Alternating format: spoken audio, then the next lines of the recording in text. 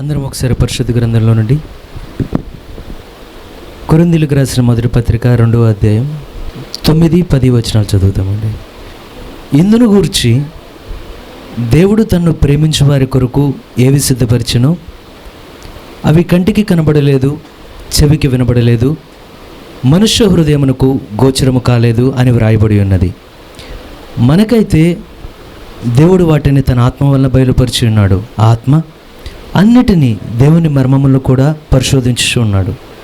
మరి లేఖన భాగాలను వివరించడానికి కల్పనైన నాకు, మరి గ్రహించడానికి చేరువచ్చిన మీకును ఆయన యొక్క పరలోక సహాయాన్ని ఆయన మనకు అనుగ్రహించిన గాక. దయచేసి అందరూ కూర్చో.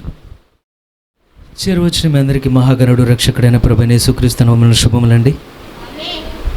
ఇంకెక్కువ ఆమెలు వినబడితే అంటే తక్కువ వినబడుతున్నట్టు. ఎంతమంది ఆనందంగా ఉన్నారండి? మరి దేవుడి కృప మనందరికీ ఎల్లప్పుడూ తోడుగా ఉండును గాక. చేరువచ్చిన మీ అందరినీ దేవుడు సంపూర్ణంగా పరిపూర్ణంగా అన్ని విషయాలు ఆయన దీవించి ఆశీర్వదించి మీ యొక్క ప్రతి అక్కరిని ఆయన యొక్క మహిమైశ్వర్యం నుండి ఆయన తీర్చును గాక. మరి ఈరోజు ఆరాధన పోకుండా మరలా దేవుడు మన కోరిక ఏర్పాటు చేసిన మార్గాన్ని బట్టి దేవునికి మహిమ కలుగును గాక. అందరూ మళ్ళీ చర్చిలోకి వెళ్ళిపోతే బాగుంటుందేమో. అందరు చర్చిలోకి వెళ్ళిపోతే మళ్ళీ అప్పుడు ఎక్కువ ఆమెలు వినబడతాయేమో. దేవుడు అందరి పట్ల దయచూపును గాక. దేవుడు ఇచ్చిన అవకాశాన్ని బట్టి మళ్ళీ ఆరాధన స్థలాన్ని కోల్పోకుండా మరి ఈ సమయంలో మళ్ళీ తిరిగి మనం దేవుణ్ణి ఆరాధించడానికి ఇది మరి మనిషి యొక్క ఆలోచన కాదు, కానీ దేవుడు కృపచూపి మనకి తెరిచిన ద్వారాన్ని బట్టి దేవునికి మహిమ కలుగును గాక. ఎంతమంది ఆయన నుండి మేలు పొందిన వాళ్ళు ఉన్నారు? ఎంతమంది నా కొరకు ఆయన అన్నీ సిద్ధపరిచాడని నమ్మే వాళ్ళు ఉన్నారు? అయితే ఒక్కసారి ఈ ఉదయకాలం ముందు ఈ యొక్క సాయంకాల కాల సమయం ముందున దేవుడు మనల్ని నిండుగా దీవించాలని కోరుతున్నారా, కొంచెం దీవించాలని కోరుతున్నారు? నిండుగా మెండుగా అన్నిట్లోనూ దీవించాలని కోరుతున్నారా? ఎంతమంది నిండుగా దీవించాడు అంటారు, నిండుగా దీవిస్తాడు అంటారు? అంటే దేవుడు మనల్ని దీవించాడా, దీవిస్తాడా? ఫ్యూచర్లో దీవించబడ్డామంటారా? ఎంతమంది ఆయన చేతిలో ఉన్నారు? మీరందరూ ఆయన చేతిలో ఉన్నారా? ఆయన చేతిలో ఉంటే నిజంగా నిండుగానే దేవుడు దీవిస్తాడండి. 5 రొట్టెలు 2 చిన్న చేపలు ఇచ్చారు దేవుని చేతులు, అంతే. ఆయన 5 రొట్టెలు 2 చిన్న చేపలకి ఆయన ప్రార్థించాడని ఎక్కడ లేదు, బైబిల్లో లేదు, ఆయన ప్రార్థించలేదు. కానీ ఆ రెండింటిని ఆయన ఎప్పుడైతే పరలోకం తట్టి వాటిని ఆశీర్వదించి ఇస్తే ఆయన్ని విరిచి వడ్డించారు. 5,000 మందికి పైగా వాటిని తిన్నా ఇంకా 12 గంపలు ఎత్తి అంత ఫుడ్ అక్కడ దొరికింది. మనం ఆయన చేతుల్లో ఉంటే మనల్ని శపించడం ఎవరి వల్ల కాదు, కానీ ఆయన దీవిస్తే దాన్ని ఎవరు శపించలేరు, ఆయన శపిస్తే దాన్ని ఎవరు దీవించలేరు. ఆయన మనల్ని ఆయన రాజ్యం వరకు సంపూర్ణంగా మనల్ని ఆయన కృపచేత నిలబెట్టును గాక. ఒకసారి మనం మళ్ళీ చదివిన వచనం దగ్గరికి వద్దామండి. 1 కొరింథీయులు 2వ అధ్యాయం 9-10 వచనాలు అందరం కలిసి చదువుదామా? 1 కొరింథీ 2వ అధ్యాయం 9, మొట్టమొదటిగా 9వ వచనం చదువుదాం. ఇందును గూర్చి దేవుడు తన్ను ప్రేమించు వారి కొరకు ఏవి సిద్ధపరచునో అవి కంటికి కనబడలేదు, చెవికి వినబడలేదు, మనుష్య హృదయమునకు గోచరము కాలేదు అని వ్రాయబడి ఉన్నది. పౌలు ఈ లేఖనాలు ఎత్తి ఇప్పుడు కొరింథీ సంఘంతో మాట్లాడేటప్పుడు చెప్తున్నాడు ఏమనంటే, దేవుడు ఏదైతే తన్ను ప్రేమించి, ఎంతమంది ఆయన్ని ప్రేమించిన వాళ్ళు ఉన్నారు ఇక్కడ? మీరు ఆయన్ని ప్రేమించారా? సరే, ఆయన మిమ్మల్ని ప్రేమించాడా? రెండూ జరిగినాయి అంటారా? అయితే ఎవరైతే ఆయన్ని ప్రేమించారో, ఆయన మనల్ని ప్రేమించాడని నమ్ముతారో, మన కోసం ఆయన ఏదైతే సిద్ధపరిచాడో, కారణం ఏంటంటే ప్రవక్త అంటాడు, ఎప్పుడైనా ఒక వివాహమైన ఒక భార్యాభర్తల మధ్యలో ఎప్పుడైతే వారు ఒక బిడ్డను కలుగుండబోతున్నారో, ఆ బిడ్డ ఇంకా భూమి మీదకి రాక మునిపే ఆ బిడ్డ కోసం నిదానంగా చిన్న చిన్న కొని రెడీ చేసి పెడతారు.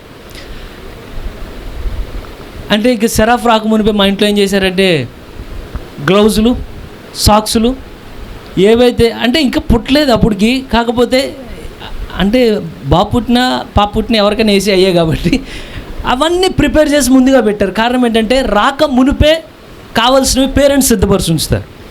అట్లాగే దేవుడు మన భూమి మీదకి రాక మునిపే మన కోసం దేవుడు చాలా సిద్ధపరిచాడండి. అయితే మనకి ఇక్కడ నిలబడినప్పుడు ఇక్కడ ఎంతమందికి అవసరతలు ఉన్నాయంటే చేతులు ఎత్తేవారు నేను కూడా ఒకరిని, అందరికీ అవసరతలు ఉన్నాయి.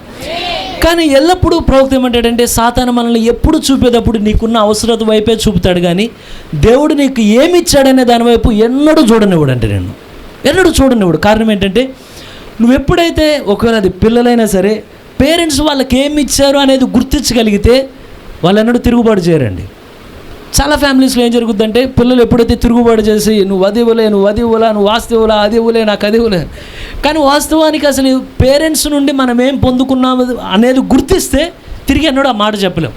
కారణం ఏంటంటే ప్రతి భార్యాభర్తలు ఏం చేస్తారంటే వాళ్ళు అంటే నిజమైన ప్రేమ దాదాపు కారణం ఏంటంటే ఈరోజు మనం ఉన్న కాలంలో తల్లి ప్రేమ మరుగైపోయే కాలంలో ఉన్నా కానీ దేవుడు కృపను బట్టి దేవుడు తన యొక్క ప్రేమని ఇంకా చాలామంది తల్లుల్లో దేవుడు ఇంకా ఉంచుతూనే ఉన్నాడండి. పూర్తిగా నశించిపోయిందని చెప్పడానికి లేదు. కారణం ఏంటంటే ఇప్పటికీ దైవికంగా తమ పిల్లల్ని పెంచే తల్లిదండ్రులు ఇంకా భూమి మీద నిలిచి ఉన్నారు కనుకనే మనం ఎలా అయినా ఆరాధించగలుగుతున్నామండి.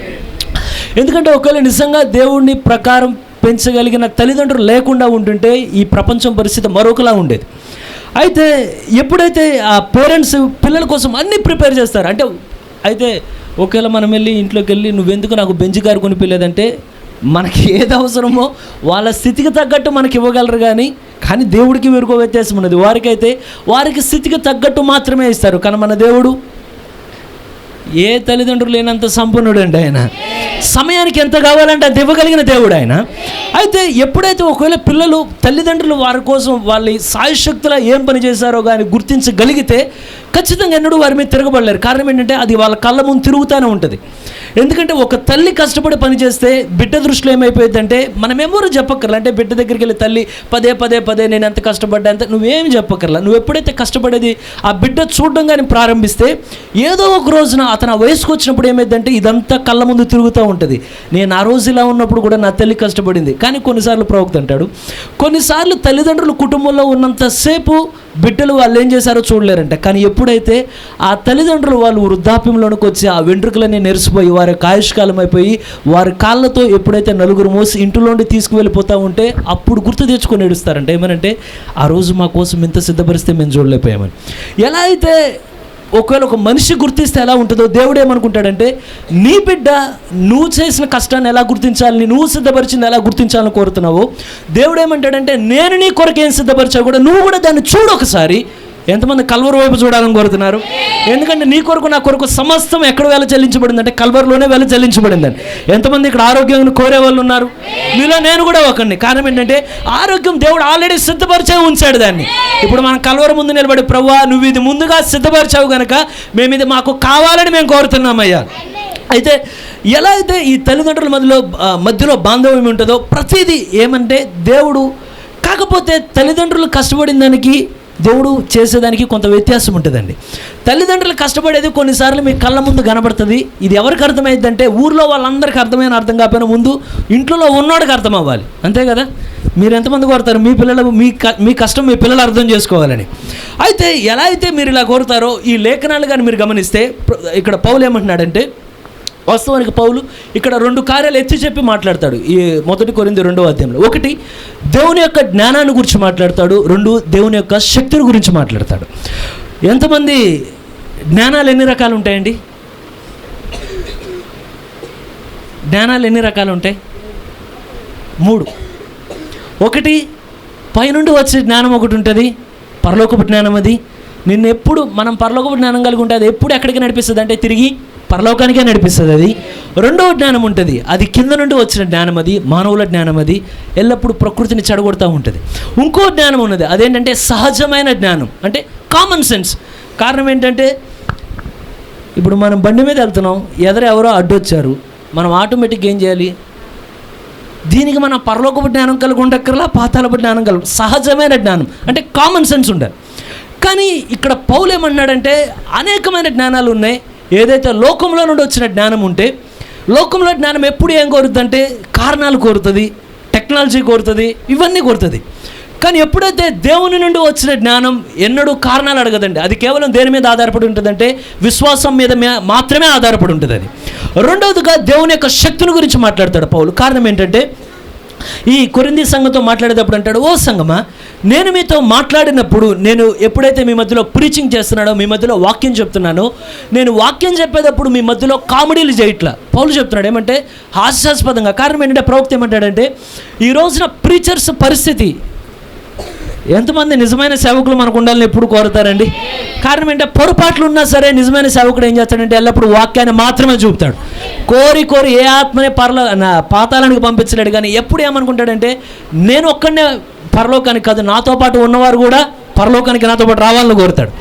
అయితే పౌలు ఏం మాట్లాడుతున్నాడంటే నేను మాట్లాడేటప్పుడు మీ దగ్గర వాక్చాతుర్యం వినియోగించలేదంటాడు. అంటే మీరు కొంతమంది ప్రీచర్స్ని, అంటే ఈ రోజున్న ప్రీచర్స్లో కారణం ఏంటంటే నీలో ఎటువంటి విత్తనం ఉంటుందో నువ్వు అటువంటి బోధకుడినే ఎన్నుకుంటావు.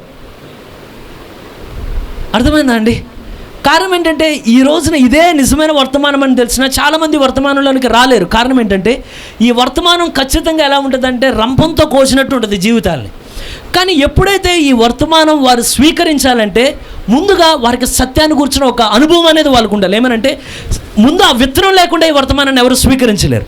ఈ రోజున జనాలకి ఎటువంటి ప్రీచర్ కావాలంటే ప్రవక్త అంటాడు, కొన్నిసార్లు కొంతమంది ప్రీచర్స్ వాళ్ళు మాట్లాడేటప్పుడు కూడా ఎలా ఉంటుందంటే, నేను కొంతమంది ప్రీచర్స్ని చూశాను, వాళ్ళు మాట్లాడేటప్పుడు వాళ్ళు ప్రారంభించినప్పటి నుండి ఆపే వరకు వారు ఒక్కసారి కూడా నోటి మాటను ఆపురండి, ఎక్కడ తడబడరు, మాటలో తడబడరు, టక టక టక టక టక టక టక మాట్లాడుతుంటే వినే వాళ్ళకి ఎలా ఉంటుందంటే అసలు ఇది నోరా మిషనా అన్నట్టు ఉంటుంది. అంటే చక చక చక చక చక చక అని మాట్లాడు. ఇప్పుడు రోజు చాలామంది ఉన్నారండి.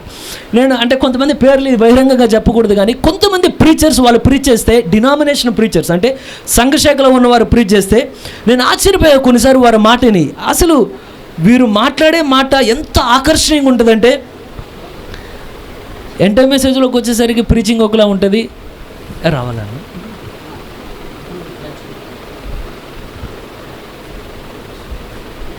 బయట ప్రీచింగ్స్ మీరు గమనిస్తే వాళ్ళు మాట్లాడేటప్పుడు కూడా ఎంత ఎవరిని నొప్పించరు. కారణం ఏంటంటే మాట్లాడేటప్పుడు కూడా ఓ ప్రియులారా అంటే ఇలాగ స్టార్ట్ అవుతుందండి. నేను ఎవరిని ఎక్కిరించడం కాదు, కానీ కొంతమంది మాట్లాడితే ఓ సహోదరి నేను గమనించాను, కొంతమంది గంట వర్తమానం చెప్తే జనాలు కుక్కురు మనకుండా అలా వింటారు. కారణం ఏంటి, అదే విశ్వాసిని తీసుకొచ్చి డినామినేషన్లో వాక్యమైన విశ్వాసిని ఇదే చర్చిలో కానీ కూర్చోబెడితే పావు గంటకి నిద్రపోతాడు. అదే డినామినేషన్ మెసేజ్ అయితే అసలు నిద్రపోడు, అలా వింటూ ఉంటాడు. కారణం ఏంటంటే వాళ్ళు పూర్తి ట్రైనింగ్ ఇచ్చి పంపుతారు వాళ్ళని ఎలా మాట్లాడాలి. ఎందుకంటే ఇక్కడ మేము నుంచున్నప్పుడు ఎలా నుంచోవాలో తెలియదు, అంటే ఎలా వీలుగుంటే అలా నుంచుండవు, వాళ్ళు ఎలా వీలుగుంటే అలా నుంచోరు. వాళ్ళు నుంచున్నప్పుడు షర్ట్ వేస్తే దానికి ఒక రూల్ ఉంటుంది, ప్యాంట్ వేస్తే దానికి ఒక రూల్ ఉంటుంది, ఇలా చేపెడితే ఒక రూల్ ఉంటుంది, వాచ్ ఎలా కనబడాలి, మాట ఎలా మొదలు పెట్టాలి, మాట ఎలా ఆగాలి, ఇవన్నీ ఏంటంటే పూర్తి ట్రైనింగ్. అయితే ప్రవక్త అంటాడు, కానీ పరిశుద్ధాత్మ చేత ట్రైనింగ్ పొందిన బాప్తిస్మ ఇచ్చి యోహాను అలా లేడు, కానీ అసలు ఎప్పుడు పళ్ళు తోమాడో కూడా తెలియదట బాప్తిస్మ ఇచ్చి యోహాను తెలియదండి. కానీ మాట్లాడుతుంటే మాటికి సుంకర్ల హృదయాన్ని కదిలిస్తున్నాడు, పరిసరాల హృదయాన్ని కదిలిస్తున్నాడు, మొండివారు హృదయాన్ని కదిలిస్తున్నాడు. అసలు వీళ్ళు మారరు అనుకున్న వారు హృదయాలు కూడా మార్చామన్నాడంటే దేవుని యొక్క రాజ్యం వైపుకు బాప్తిస్మ ఇచ్చి యోహాను తిప్పుతున్నాడు. కారణం ఏంటంటే బాప్తిస్మ ఇచ్చి యోహాను అంటే ఈ లోక జ్ఞానాన్ని వినియోగించట్లా, కానీ అతను మాట్లాడేటప్పుడు ఎంతమంది నిజమైన వాక్యం కావాలని కోరుతారు. అదన్నడు మనల్ని బుజ్జగించదండి. అంటే ఏమనంటే నాన్న కన్నా జాగ్రత్తగా మీరు దేవుని ఇట్లా చెప్పదు, కానీ నువ్వు పాపంలో ఉంటే ఏంటంటే గుండెల్లోనికి వెళ్ళి కత్తిరించుకొని వస్తుంది అంటే బయటికి, మూలుగుల్లోనూ కూడా వెళ్ళి హృదయంలో ఉన్న ఆలోచన కూడా బయటికి తీసుకొచ్చే శక్తి దేనికి ఉన్నదంటే దేవుని యొక్క వాక్యానికి ఉన్నదండి. ఇలా బోధించగలిగితే ప్రవక్త అంటాడు అసలు 1000 ఏండ్ల పాలన ఈ రోజుకి ప్రారంభమై ఉండాలట, దేవుని రాజ్యమే వచ్చి ఉండాలట. కానీ దేవుని రాజ్యం ఎందుకు రాలేదంటే ప్రీచర్స్ దేనికి అలవాటు పడ్డారంటే జనాలు, అంటే ప్రీచర్స్ అనే ముందేమనాలంటే జనాలకి ఎలా కావాలంటే చాలా సున్నితమైన ప్రసంగాలు. కొన్నిసార్లు ఒక సిటీలోనికి ప్రీచర్ వచ్చాడో తెలియదు, యేసుప్రభు వచ్చాడో తెలియదట. ప్రవక్త చెప్తున్నాడు ఇవన్నీ. అమెరికా సంయుక్త రాష్ట్రాల యొక్క ముట్టడైన వర్తమానం చెప్పేటప్పుడు కొన్ని ఊర్లోనికి అసలు పాస్టర్ వచ్చారో తెలీదు, ప్రభు అయిన యేసుక్రీస్తు వచ్చాడో తెలియదంట. కారణం ఏంటంటే ఒక కారు వస్తే వెనక 10 కార్లు సకసక అని వచ్చి లాగి బ్రేకులు కొడుతూ ఉంటే అక్కడ చూసిన వాళ్ళందరికీ ఎలా ఉంటుందంటే ఈ లోపల బాడీ గార్డ్స్ దిగుతూ ఉంటారు, లోపల సీఎం రాడు పిఎం రాడు, వచ్చేది పాస్టర్ గారు లోపల నుండి. కానీ ప్రవక్త యేసు ప్రభు నేర్పిన విధానం అలా లేదండి. నువ్వు కానీ పరిచారకుడు అవ్వాలంటే ముందు నువ్వేమవ్వాలంటే అసలు అందరికీ నీవే పరిచారకుడు అవ్వాలి. అలాగే చెప్తుందా లేఖనం. ఆయన ఏం చేశాడంటే ముందుగా ఆయన మోకాలు వంచి ఆయన తువాలు తీసుకొని ఆయన శిష్యుల పాదాలు కడిగాడు. ఈ రోజున అటువంటి వారు లేరు, కానీ ఈరోజు ఏమనంటే అభిషేకాలు చేస్తున్నారు. ఏమంటే ఇప్పుడు మన మధ్యలో ఒక పాస్ట్ గారు వస్తున్నారు అనగానే మొత్తం ఇటో 10 మంది నుంచి ఉంటారు, ఇటో 10 మంది నుంచి ఉంటారు, పూలు పట్టుకుంటారు పాలు. కానీ పౌలు అంటే నేను మీ మధ్యలోనికి వచ్చినప్పుడు డ్రామాలు చేయలేదు. అంటే డ్రామాలు అంటే ఇప్పుడు జరిగేదంతా ఏమనంటే మొత్తం ఫ్యాషన్, పొగలు రావడం, లైట్లు రావడం. కానీ నిజమైన వాక్యం అన్నాడు. మీరు ఎప్పుడైనా గమనించండి, ఆరోగ్యానికి పనికొచ్చే ఆహారం ఏది కూడా రుచిగా ఉండదు. ఇప్పుడు ఇక్కడున్న పిల్లలు అలంకారికి తీసుకెళ్తే వాళ్ళని చూపించమంటే నేను ఆ కాజు స్వీట్ తింటా అంటాడు. అదే ఆ స్వీట్ని తీసుకెళ్ళి డాక్టర్ గారు చెప్తే దయచేసి దాన్ని పెట్టబాకంటాడు. చూసంటే ఏమంటే నేను పిజ్జా తినాలనుకున్నా, అదే కానీ డాక్టర్ చూపిస్తాంటాడు నువ్వు దయచేసి పిజ్జా తినబాకంటాడు. కారణం ఏంటంటే నీకు ఎప్పుడు ఆరోగ్యం ఇవ్వని ఆహారం ఎప్పుడు రుచికరంగా ఆకర్షణీయంగా ఉంటుంది. అందరూ దాని వెనకాలే ఉంటారు. ఎందుకంటే ఈరోజు ఇంట్లో కూర్చోబెట్టి ఫుడ్ తినమంటే ఎవరు ఉండరు, కానీ అదే బజార్లోకి వెళ్ళి బండి దగ్గర ఎవరు చెప్పక్కర్లే వెళ్తారు. కారణం ఏంటంటే రుచిగా ఉంటుంది. కేవలం ఏదైతే భౌతికంగా జరుగుతుందో ఆత్మీయంగా కూడా అదే జరుగుతుందండి. ఇక్కడ ఈ ఆహారం కూడా వినడానికి అంత ఇంపుగా ఉండకపోయినా కానీ మన ఆత్మీయమైన జీవితానికి మేలు చేసే ఆహారం ఏదంటే ఈ వర్తమానమే మనకు మేలు చేసేది. ఇది పౌలు అన్నాడు, నేను మీ దగ్గర వాక్చాతుర్యాన్ని వినియోగించలా, మాటలు ఎలా వాడాలి ఇవన్నీ వినియోగించలే, కానీ నేను మీ మధ్యలోకి వచ్చినప్పుడు ఒకే ఒక్కటి నాకు తెలుసు. నేను కూడా అదే కోరుతున్నాను. మనం ఇలా సమాజంగా కూడినప్పుడు కూడా మనకు కూడా ఒకే ఒక్క కార్యం తెలియాలి. పౌలు అన్నాడు, నేను మీ మధ్యలో సిలువ వేయబడిన యేసును తప్ప మరి దేనిని నేను ఎరుగును. ఎంతమంది ఆమె చెప్పడానికి ఉన్నారండి? నేను కోరుతున్నాను ఇదే మందిరం, కొంచెంసేపు ఇది మనకు మందిరం. ఆమె లేనొచ్చినా దేవుని సన్నిధి స్థలంలో కూడా రుచి చూడవచ్చునా? కారణం ఏంటంటే ఇప్పుడు మనం కూడా సంఘానికి వచ్చినప్పుడు మనకి మధ్యలో ఏముండాలంటే నాకు ఎన్ని అవకాశాలు ఇచ్చారు, నాకు ఎన్ని పాటలకు ఇచ్చారు, నాకు ఎన్ని మైకులు ఇచ్చారు, ఇవన్నీ కాదు. కానీ ఒకటేమంటే నేను సంఘానికి వచ్చినప్పుడు కూడా ఒకే ఒక కార్యం మాత్రమే ఎరుగుతాను. అదేంటంటే సిలువ వేయబడిన యేసును తప్ప మరి దేనిని నేను ఎరుగనని. అసలు నిజంగా ఇలాగానే ఉండుంటే సంఘంలో చాలా సమస్యలు రావండి. అందరి దృష్టిలు కానీ కల్వరి వైపే ఉండి మనం అంటే చాలా. ఒకసారి మొన్న ఈ మధ్యలో ఒక సీనియర్ ప్రీచర్ మాట్లాడుతున్నారు, ఆయన చనిపోయారు కూడా, ఎడ్ బిస్కిల్ అని చెప్పి. ఆయన మాట్లాడుతూ అన్నారు, చాలాసార్లు అంటే చర్చిలోనికి వచ్చిన తర్వాత విశ్వాసులు వాళ్ళు వచ్చిన ఉద్దేశం ఏంటో కానీ సరిగ్గా గ్రహించగలిగితే, ఎంతమంది ఇక్కడికి ఒక ఉద్దేశం తెచ్చ వచ్చారండి? కేవలం బుధవారం సాయంత్రం అని వచ్చిన వాళ్ళు ఎంతమందో నాకు తెలియదు. మీరు అలా వస్తే ఏమి పొందుకోరు, ఎక్కడి నుండి ఎట్టొచ్చారో అట్లా వెళ్ళిపోతారు.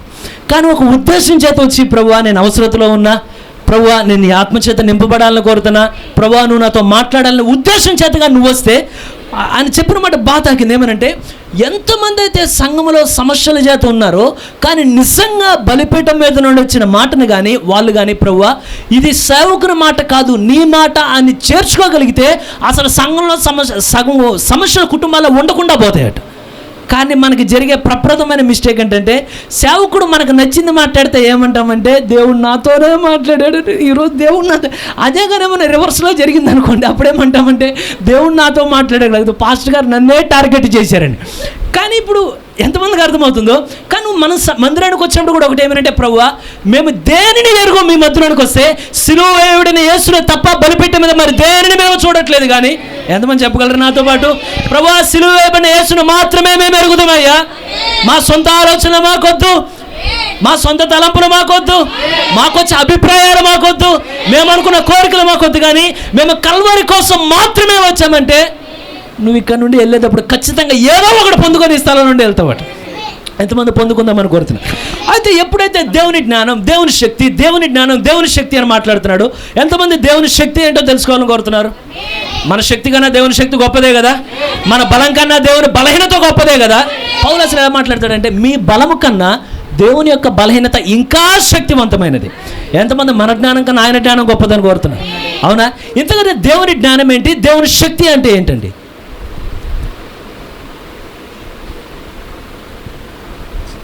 ఎంతమంది ఉన్నారు నాతో పాటు? అయిపోయినది అప్పుడే 20 నిమిషాలు అయిపోయింది, ఇంకా చాలా ఉంది, ముందుకెళ్దాం. దేవుని జ్ఞానం అంటే ఏంటి, దేవుని శక్తి అంటే ఏంటి? పౌలు అసలు దేని గురించి మాట్లాడుతున్నాడు ఒకసారి చూద్దాం. మళ్ళా వచ్చినాం ఒకసారి 1 కొరింథీయులు 2వ అధ్యాయం.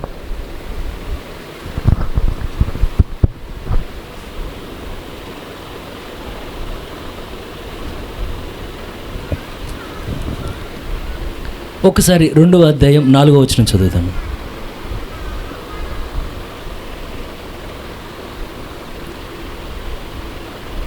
చదువుతున్నాను, పోనీ అందరం కలిసి చదువుదాం.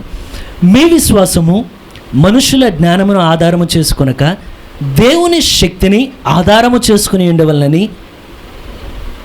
మనకు కూడా అలాగే ప్రభువా మా యొక్క జ్ఞానం, మా విశ్వాసం కూడా మనుషుల జ్ఞానం మీద ఆధారపడకుండానట్లుగా దేని మీద ఆధారపడి ఉండాలి అక్కడ మాట్లాడుతున్నాడు. నేను మాట్లాడిన క్షమించండి, ఆధారము చేసుకొనక దేవుని శక్తిని ఆధారము చేసుకుని ఉండవలనని నేను మాట్లాడినను, సువార్త ప్రకటించినను, జ్ఞానయుక్తమైన తీయని మాటలను వినియోగింపక పరిశుద్ధాత్మయు దేవుని శక్తియు కనపరచు దృష్టాంతములనే వినియోగించి తిని. దేవుని శక్తి అని చెప్తున్నాడు అక్కడ. ఒక్కసారి 7వ వచనం చూద్దాం. దేవుని జ్ఞానము, ఇక్కడ దేవుని జ్ఞానాన్ని గురించి మాట్లాడుతున్నాం. దేవుని జ్ఞానము మర్మమైనట్టుగా బోధించుచున్నాము. ఈ జ్ఞానము మొరుగయ్యుండెను, జగదుత్పత్తికి ముందుగానే దీనిని దేవుడు మన మహిమ నిమిత్తము నియమించెను. ఎప్పుడున్నదండి దేవుని జ్ఞానం? ఇప్పుడున్నదా? జగత్తుకు పునాది వేయబడక మునిపే ఉన్నదా? ఏమన్నది అక్కడ? ఎంతమంది ఉన్నారు నాతో పాటు? దేవుని జ్ఞానము మర్మమైనట్టుగా బోధించున్నాము. ఈ జ్ఞానము మరుగయ్యుండెను, జగదుత్పత్తికి ముందుగానే దేవుడు మన మహిమ నిమిత్తమే నియమించాను. దేవుని జ్ఞానం ఇప్పుడు రావడం కాదు. పౌలు ఏమంటున్నాడంటే అసలు జగత్తుకు పునాది వేయబడక మునిపే దేవుని జ్ఞానం చాలా సీక్రెట్గా దేవుళ్ళో దాచున్నాడట. ఈ రెండింటిని గురించి మాట్లాడేటప్పుడు పౌలు ఏ కార్యాలు చూపట్లేదు, కానీ ఈ రెండింటిని ఒకే ఒక్క వైపుకు చూపుతున్నాడండి. ఆ దేవుని జ్ఞానం, మరుగైన దేవుని జ్ఞానం ఎవరంటే ప్రభువైన యేసుక్రీస్తే. ఆ సీక్రెట్ మిస్టరీ ఆయన. ఎంతమంది ఉన్నారు నాతో పాటు? దేవుని యొక్క శక్తి ఎవరంటే అక్కడ మాట్లాడుతున్నాడు. ఏ శక్తి గురించి మేము మాట్లాడట్లా, ఆ శక్తి అంతా ఎవరిలో ఉన్నదంటే ప్రభువైన యేసుక్రీస్తులోనే ఉన్నదండి. ఏమి చెప్పినా ఎటు టర్న్ చేస్తున్నాడంటే తీసుకెళ్ళి కల్వరి వైపు నిలబెడుతున్నాడు మనందరినీ. అయితే ఈ సాయంకాలం ముందున దేవుడు మన కొరకు కూడా సిద్ధపరిచాడని ఎంతమంది నమ్ముతున్నారు? పౌలు అన్నాడు మీ కొరకు దేవుడు చాలా సిద్ధపరిచాడు. సిద్ధపరిచాడా? ఈ రాత్రి కూటం కూడా సిద్ధపరిచాడు. ఈ రాత్రి కూటానికి ప్లేస్ కూడా సిద్ధపరిచాడు. ఇవన్నీ జరగక మునిపే దేవుడికి తెలుసు. ఏమంటే పలానా బుధవారం ఏదో తేడా జరుగుద్ది, కానీ మీరేం కంగారు పడబాకండి, నేను ఒక ప్లేస్ మీకోసం అరేంజ్ చేస్తాను. అవునా కదా అండి? ఎంతమంది మన కోసం ఆయన అన్నీ సిద్ధపరిచాడని నమ్ముతున్నారు? ఒకవేళ మీరు ఆమెను చెప్పలేని స్థితిలో ఉన్నా మిమ్మల్ని నేను బతిమలాడను, కానీ సరే బతిమలాడతాను, కానీ మీ హృదయపూర్వకంగా నమ్మండి. ఏమనంటే పరిస్థితులు ఎల్లప్పుడూ మన కృంగదీస్తాయి, కానీ ఎట్లా ఉన్నా ఆయన మన పక్షాన్ని నిలబడితే ఇక మనకంటూ తిరిగే లేదు. కానీ ఏ అవసరతకి దేవుడు దాన్ని సమయానికి ఇచ్చే దేవుడు ఆయన. అయితే మీరు గమనించండి, నేను ఒక కార్యాన్ని చెప్పాలి దీని ముందు. ఒకసారి నేను ఒక సాక్ష్యం విన్నాను. ఇది జార్జ్ ముల్లర్ అంటే ఇక్కడ పాస్ట్ గారి పేరు. ఇది వాస్తవానికి అసలు 1700 శతాబ్దంలో ఒక నిజమైన సేవకుడు ఉన్నారు. అంటే ఇప్పుడు జార్జ్ ముల్లర్ గారు ఇక్కడ గురించి కాదు నేను చెప్పేది. అంటే వీనికి ఆ పేరు పెట్టారు ఈ సేవకులకి. అసలైన పేరు కలిగిన వ్యక్తి ఉన్నారు ఆయన. 1700 1800 శతాబ్దంలో ఉన్న వ్యక్తి ఆయన. ఆ టైం అనుకుంటున్నాను. ఆయన చాలామంది అనాథ పిల్లల్ని ఆయన పోషించేవాడు అండి. చాలామంది ఆ టైంలో ఉన్న అంటే వారికి ఉన్న వాక్య వెలుగులో వారు జీవించారు. వారికి మనకున్నంత వాక్య వెలుగు వారికి లేదు, కానీ వారు కలుగున్న దానిలో వారు ఏమో నమ్మారంటే ఎప్పుడైతే ఆ తల్లిదండ్రులు లేని పిల్లల్ని, అనాథలుగా ఉన్న పిల్లల్ని వీళ్ళందరినీ సమకూర్చుకొని ఒక ప్లేస్లో పెట్టి చాలామందిని పోషించేవాడు. పోషిస్తూ ఉండగానే ఒకరోజు మధ్యాహ్నం వేళలో ఒక వ్యక్తి వచ్చి చెప్పాడట, వచ్చాయా ఈ రోజున దాదాపు అక్కడ 100 మంది పిల్లలు ఉన్నారు అక్కడ కూర్చొని. అతను చాలా పేదవాడు. ఆ సేవకుడు ఆ జార్జ్ ముల్లర్ అనబడిన సేవకుడు నిజంగా చాలా పేదవాడు, కానీ చాలా ప్రార్థన యోధుడు అతను ఎప్పుడైతే కూర్చొని ఉండగానే పిల్లలందరికీ మధ్యాహ్నం టైం అయిపోయింది, బెల్లు కొట్టారు. బెల్లు కొట్టంగానే వాస్తవానికి ఆకలి మామూలుగా అయిపోయినా బెల్లు కొడితే ఆకలి వేసేస్తే మనకి. ఏమంటే టైం అయిపోయింది, లోపల కంట కొడుతూ ఉంటుంది, ఇక టైం అయిపోయినది. ఎప్పుడైతే బెల్ టైము అయిపోయినదో వెంటనే అక్కడికి వచ్చి చెప్తున్నారట ఏమనంటే, అయ్యా ప్రతిరోజు మనం మార్నింగ్, మధ్యాహ్నం, సాయంత్రం ప్రతి టైంకి మనం ఫుడ్ వెలుగు ప్రిపేర్ చేయగలిగాం, కానీ ఈ రోజున ఈ సమయానికి మన దగ్గర ఉన్న డబ్బులు మొత్తం అంతా అయిపోయినది, ఇక ఫుడ్ ప్రిపేర్ చేయడానికి అవకాశమే లేదు, మన దగ్గర ఏమీ లేవన్నాడు. అనగానే ఆయన ఏమి కంగారు పడలేదట. సరే ఏమీ లేదా, ప్రార్థన చేశాడట. చేసి ప్లేట్లన్నీ తీసుకురండి అన్నాడట. ప్లేట్లు తీసుకురామ్మా, అసలు అన్నం లేదు అక్కడ, కూర లేదు అక్కడ, వండడానికి ఏమీ లేవు అక్కడ, చేతిలో డబ్బులు లేవు అక్కడ, ఏమీ లేదు, మొత్తం అయిపోయినాయి. అని ఏమన్నాడంటే వెళ్ళి ప్లేట్లు తీసుకొచ్చి అందరిని పెట్టండి అన్నాడు. మీకు ఏమన్నా గుర్తొస్తుందా ఇది వింటే? ఎవరన్నా బైబిల్లో ఇలా చెప్పారా? అనేక మంది వచ్చి యేసుప్రభు యొక్క వాక్యాన్ని వినే సమయంలో మీరు గమనించండి, ఆయన ఎప్పుడైతే వాళ్ళు అక్కడికి వచ్చి చెప్తున్నారు, అయ్యా వీళ్ళంతా వాక్యం విని అలసిపోయి ఉన్నారు కనుక దయచేసి కొంచెం వీళ్ళందరినీ పంపించేస్తే వీళ్ళు తొందరగా వెళ్ళిపోయి దగ్గర ఎక్కడెక్కడ హోటల్లో ఉంటే మొత్తం తినేసి మళ్ళీ వాక్యం వినడానికి వస్తారు అని అంటాడు. సరే మీరు ప్రిపేర్ చేయండి అంటాడు.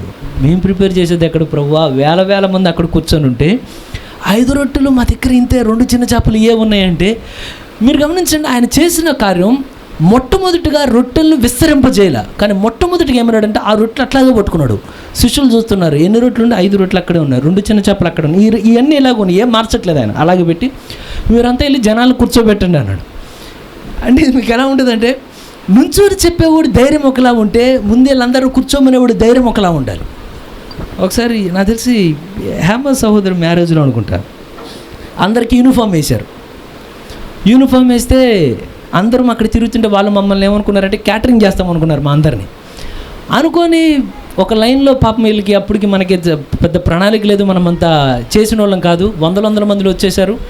మన వాళ్ళు ఏం చేశారంటే ఫస్ట్ బంతి మొత్తానికి వేసేసారు, ప్లేట్లు వేసేసారు. ఈ చివరి బంతోడు చూస్తున్నాడు, అలాగే అన్నం మొత్తం వడ్డిచ్చేశారు. ఆ వ్యక్తి అలాగే చూస్తున్నాడు. మనకి ఎక్స్పీరియన్స్ లేదు కదా, అందరూ ఫస్ట్ రౌండ్ చుట్టూ తిరుగుతున్నారు, ఆయన కూర్చొని తినడానికి. ఈ లోపల ఫుడ్ వెళ్ళిపోతుంది, వాటర్ వెళ్ళిపోతున్నాయి, అన్నీ ఒక్కొక్కటి వెళ్ళిపోతుంటే చూశాడు, నన్ను పిలిచాడు. నేను క్యాటరింగ్ అయిన అనుకున్నాడు, ఎందుకంటే వీళ్ళకి నాకు ఒకే యూనిఫామ్ వేశారు కదా. పిలిచి అసలు ఏం చేస్తున్నారు అర్థమవుతుందా మీకు?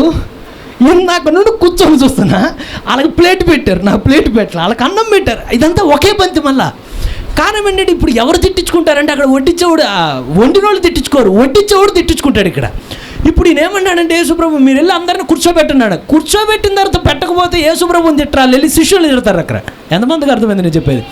కానీ ఇప్పుడు ఈయన ఆ రొట్టెలు అలాగే ఉంచుతున్నాడు, 5 రొట్టెలు 2 చిన్న చేపలు ఇలాగే ఉంచి మీరంతా వెళ్ళి అందరిని కూర్చోబెట్టండి అన్నాడు. కారణమే అంటే ఆయన ఏవైతే మన కొరకు సిద్ధపరిచాడో అవి ఈ సమయంలో నీకు కంటికి కనబడకపోవచ్చు, ఆమేన్, చెవికి వినబడకపోవచ్చు, హృదయానికి గోచరం కాకపోవచ్చు, కానీ సమయానికి దేవుడు దాన్ని రుజువులోకి తీసుకొచ్చే దేవుడు అండి ఇది. అయితే ఎప్పుడైతే ఈ మాట చెప్పాడు వీళ్ళందరూ కూర్చొని చూస్తున్నారు, ఇది ఇంకా ఏదో జరుగుతుందని చెప్పారు. మీరంతా వెళ్ళి కూర్చోమనగానే అసలు అక్కడ 5,000 మందిని కమాండ్ చేసి, ఇగో మీరు కూర్చోండి అక్కడ, మీరు అక్కడ కూర్చోండి అంటే పక్కన వాళ్ళు అడిగి అందరూ కూర్చోపెడుతున్నావు దేనికి అంటే అందరికి భోజనాలు పెడతామని. ఏమున్నది నీ దగ్గర అంటే అదిగో 5 రొట్టెలు 2 చిన్న చేపలు. 5 రొట్టెలు 2 చిన్న చేపలు 5,000 మందికి పెడతానంటే గొడవ అయిపోద్ది అక్కడ.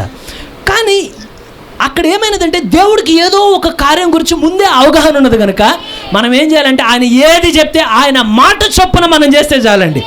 పేతురుతో ఏమంటాడంటే, ప్రభువా, పేతురు కూడా అంటాడు, అయ్యా అనేక సార్లు నేను ట్రై చేశాను కానీ చేపల పట్ల, కానీ ఇప్పుడు నీ మాట చొప్పున చేశాను కనుక. నిజమండి, మీరు ఎన్నిసార్లు ఏ కార్యం చేసి విఫలమైనా కానీ ఒక్కసారి దేవుడు చెప్పినప్పుడు అయ్యా నీ మాట చొప్పున చేస్తున్నానంటే ఉన్నది లేనట్టు చేస్తాడు ఆయన, లేనిది ఉన్నట్టు చేయగలడు ఆయన, కొంచెమే విస్తరించేట్లు చేయగలడు ఆయన, ఏమీ లేని దానిలో సృజించి పెట్టగలడు ఆయన. ఇప్పుడు మనం దేని మీద ఆధారపడాలంటే నీ మాట చొప్పున. ఎంతమంది ఉన్నారు నాతో పాటు?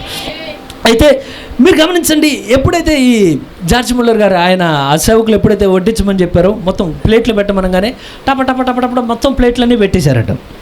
పెట్టంగానే చూస్తున్నారు, ఫుడ్ లేదు, ఏమీ లేదు, అందరిని కూర్చోబెట్టాడని. మళ్ళీ లోపల ఎవరికాలు కూర్చుని ఎవరికాలు భోజనం కోసం రెడీ అయిపోయారు. అందరు కూర్చున్న పిల్లలు మా ఇంట్లో కొడతారు కదా, టెంగ్ అని కూడా మమ్మీ అని. ఇప్పుడు అక్కడికి వెళ్ళిన తర్వాత అంకుల్ అని. అసలు వడ్డించేవాడికి తెలియదు, ప్లేట్లు పెట్టినోడు తెలియట్లా, ఏమీ లేదు అక్కడ ఖాళీ గిన్నెలు ఉన్నాయి, వీళ్ళేమో కూర్చోబెట్టామన్నాడు, నేను కూర్చోబెట్టాను. ఎప్పుడైతే ఇలా జరుగుతూ ఉన్నదో బయట బళ్ళు మనకు శబ్దం వినబడిందట. ఏదో పడిపోయింది అనుకొని వెంటనే ఉన్న వాళ్ళంతా ఉన్న పలంగా పరిగెత్తుకుంటూ పిల్లలందరూ బయటికి వెళ్ళారండి. ఆ ఆహారం ఎక్కడికో తీసుకెళ్ళాలి దాన్ని, కానీ కరెక్ట్గా అది వచ్చి ఎప్పుడైతే ఇక్కడ ఇది నిజంగా జరిగిన సాక్ష్యం అండి, కరెక్ట్గా ముందుకు వచ్చేప్పుడు బళ్ళు మన పగిలిపోయినదో వెంటనే ఆహారాన్ని ఇంకా వీళ్ళు తీసుకెళ్లే స్థితిలో లేరు, బండి కూడా. వెంటనే ఆ వ్యక్తి చెప్పాడట, ఇప్పుడు ఈ ఫుడ్ అంతా మేము ఎక్కడికి తీసుకెళ్ళాం కానీ దయచేసి ఫుడ్ మీరు తీసుకెళ్ళండి. అసలు ఫుడ్ తీసుకెళ్ళకముందే దీన్ని ఎవరు చూశారంటే ఇక్కడ నుంచున్న సేవకుడు చూశాడు దాన్ని. ఎంతమందికి అర్థమవుతున్నదో? దేవుడు మన కొరకు సిద్ధపరిచేది ఈ రోజు నీ కంటికి కనబడకపోవచ్చు, ఈ రోజు నీ చెవికి వినబడవచ్చు, కానీ సమయానికి దేవుడు రుజువులోనికి తీసుకొచ్చే దేవుడు అని ఎంతమంది నమ్ముతారు? ఆయన ఖచ్చితంగా తీసుకొస్తాడని. అయితే మీరు గమనించండి, చాలా కార్యాలు. కారణం ఏంటయ్యా అంటే మీరు గమనించండి, 12 సంవత్సరాలు రక్తస్రావంతో ఉన్నది స్త్రీ. 12 సంవత్సరాలు అంటే యేసుప్రభు పరిచర్య ఎప్పుడు ప్రారంభించింది? ఆయన 30 సంవత్సరాలకి ఆయన పరిచర్య ప్రారంభిస్తే అంటే దాదాపుగా అసలు ఆ వ్యక్తికి వ్యాధి వచ్చేసరికి యేసుప్రభు పరిచర్యలోకి రాలా. అసలు యేసుప్రభు యవ్వనస్తుడు, ఆయన కార్పెంటర్లో వర్క్ చేసుకుంటూ ఉన్నాడు. ఆవిడేమో దేవుడిని అడుగుతుంది, ప్రభువా నన్ను స్వస్థపరచుద్ది, ప్రభువా నన్ను స్వస్థపరచు అంటే యేసు ప్రభు ఏమో ఇక్కడ వడ్రంగం పని చేసుకున్నాడు. ఎందుకంటే ఆయన ఇంకా పరిచర్య ప్రారంభం అవ్వాలి ఆ సమయానికి. కానీ సమయానికి ఆవిడ కంటికి కనబడలా, చెవికి వినబడలా, హృదయానికి అర్థం కాలేదు. కానీ కరెక్ట్గా 12 సంవత్సరాలు ఫుల్ఫిల్ అవ్వగానే దేవుడు ఆయన ఏది సిద్ధపరిచాడో ఆ సిద్ధపరిచిన కార్యాన్ని దేవుడు మధ్యలో ఉంచాడండి. స్వస్థత అయినా ఆయన సిద్ధపరిచినదే, రక్షణ అయినా ఆయన సిద్ధపరిచినదే, విడుదలైనా ఆయన సిద్ధపరిచినదే, విమోచన అయినా ఆయన సిద్ధపరిచినదే, ఆశీర్వాదాలైనా ఆయన సిద్ధపరిచినదే, మన కొరకు రాబోతున్న పట్టణాన్ని కూడా ఆయన సిద్ధపరిచినదే. మనం సిద్ధపరిచిన దానికన్నా ఎక్కువ సిద్ధపరిచే దేవుడు ఆయన. ఎంతమంది ఆయన సిద్ధపరిచాడని నమ్ముతున్నారు? అయితే మీరు ఒక కార్యాన్ని మీరు గమనిస్తే ఒక్కసారి వచ్చిన మళ్ళా చదువుతాం. 1 కొరింథీ 2:9 అండి. ఇందును గూర్చి దేవుడు తన్ను ప్రేమించిన వారి కొరకు ఏవి సిద్ధపరిచినో అవి కంటికి కనబడలేదు, చెవికి వినబడలేదు, మనుష్య హృదయానికి గోచరము కాలేదు అని వ్రాయబడి ఉన్నది. ఎంతమంది నమ్ముతున్నారు ఆయన సిద్ధపరిచే కార్యాలు మన కంటికి కనబడవని, ఆమె చెవులకి వినబడవని, హృదయానికి గోచరం కాదని? కానీ అక్కడి వరకు తీసుకెళ్ళి పౌలు ఒక వచనంతో ఆపేశాడండి దాన్ని. ఆయన ఏమంటే పౌలు ఏమన్నాడంటే దేవుడు సిద్ధపరిచింది కంటికి కనబడదు, చెవికి వినబడదు, హృదయానికి గోచరం కాదు అని ఆపి అక్కడ నుండి ఇంకో వచనం ప్రారంభించాడు. మనం ఎప్పుడు ఈ వచనం మర్చిపోకూడదు. తర్వాత వచనం చదువుతాం అని వ్రాయబడి ఉన్నది. ఇప్పుడు 10వ వచనం. కానీ అంటే దాన్ని అక్కడితో ఆపుతున్నాడు. ఎవరికి అర్థం కాదు, ఎవరు అర్థం చేసుకోలేరు మాట దగ్గర చెప్పి ఇప్పుడు ఏమంటున్నాడంటే మనకైతే దేవుడు వాటిని తన ఆత్మ వలన బయలుపరుచున్నాడు. ఇది కంటికి కనబడలా, చెవికి వినబడలా, హృదయానికి గోచరం కాల, ఎవరికి లోకంలో ఉన్న ఎవరికి అర్థం కాల. కానీ మనకైతే దేవుడు మనకు అర్థం కానట్లు ఉంచలేదు, మనం అర్థం చేసుకోలేనట్లు ఉంచట్లేదు. కానీ తన ఆత్మ వల్ల ఆ కార్యాలు ఏంటో మనకు బయలుపరుస్తున్నాడు. ఎంతమంది తెలుసుకుందాం మనం కోరుతున్నారు? ఆయన మన కొరకు సిద్ధపరిచాడు కదా, సిద్ధపరిచాడా? ఎందుకంటే ఆయన ఏమి సిద్ధపరిచాడో మనకు తెలియపోతే ఇక్కడ మనం ఉండి అనవసరం అండి. అవునా కదా? కారణం ఏంటంటే ఎప్పుడైతే ఆత్మ నీకు బయలుపరుస్తుందో, ఆత్మ నీకు బయలుపరచకపోతే నువ్వు భూమి మీద దేనికి జీవిస్తున్నావో నీకు అర్థం కాదు. కారణం ఏంటంటే ఇదే సమయంలో అనేక మంది హ్యాపీగా ఎంజాయ్ చేస్తూ ఉన్నారు. మనం ఎందుకని ఇరుకు ప్రాంతంలో కూర్చొని ఉన్నాం? కారణం నీకోసం దేవుడు ఏమి సిద్ధపరిచాడో వారి కంటికి కనబడలా, వారి చెవికి వినబడలా, వారి హృదయాన్ని గోచరం కాల. కానీ నీకైతే దేవుడు తన ఆత్మ ద్వారా బయలుపరిచాడు. నేను నీ కొరకు ఒక రాజ్యాన్ని సిద్ధపరిచానని. ఎంతమంది నాకు దేవుడు బయలుపరిచాడని కోరుతాడని? కారణం ఇప్పుడు ఎవరి మీద? నీ మీద ఆధారపడి ఉన్నది. ఏమనంటే ప్రభువా నేను ఎలా వెళ్తున్నా, నా జీవితంలో ఎన్ని క్లిష్టంగా ఉన్నా, ఎన్ని కష్టంగా ఉన్నా, ఎన్ని ఇరుకు మార్గాలు ఉన్నా, నీవు నా కొరకు ఏమి సిద్ధపరిచావో ఈ లోకంలో ఎవ్వరూ గ్రహించలేరు. కానీ నాకైతే నీ ఆత్మ వల్ల దాన్ని బయలుపరిచావు కనుక నా హృదయంలో నిండు నమ్మకంతో నేను నీ సన్నిధికి వచ్చాను. ఎంతమంది ఆయన మనకు ఏర్పాటు చేశాడంటారు? ఆయన సిద్ధపరిచాడని నమ్ముతారా? సరే ఒక్కసారి ప్రకటన గ్రంథం 5వ అధ్యాయానికి వద్దామండి.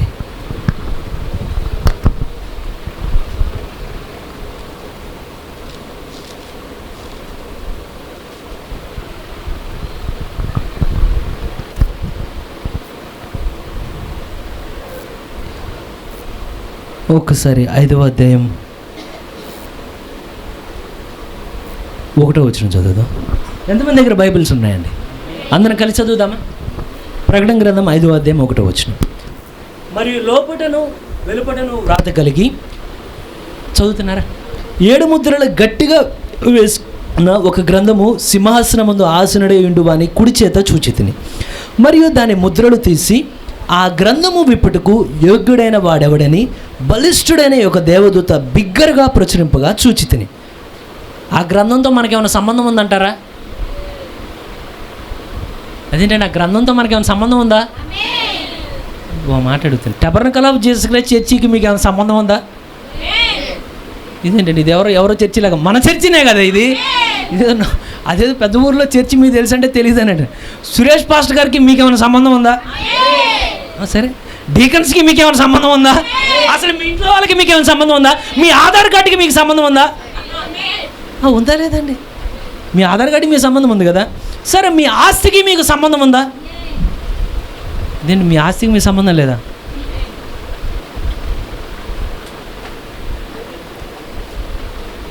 బాధపడుతున్నాను.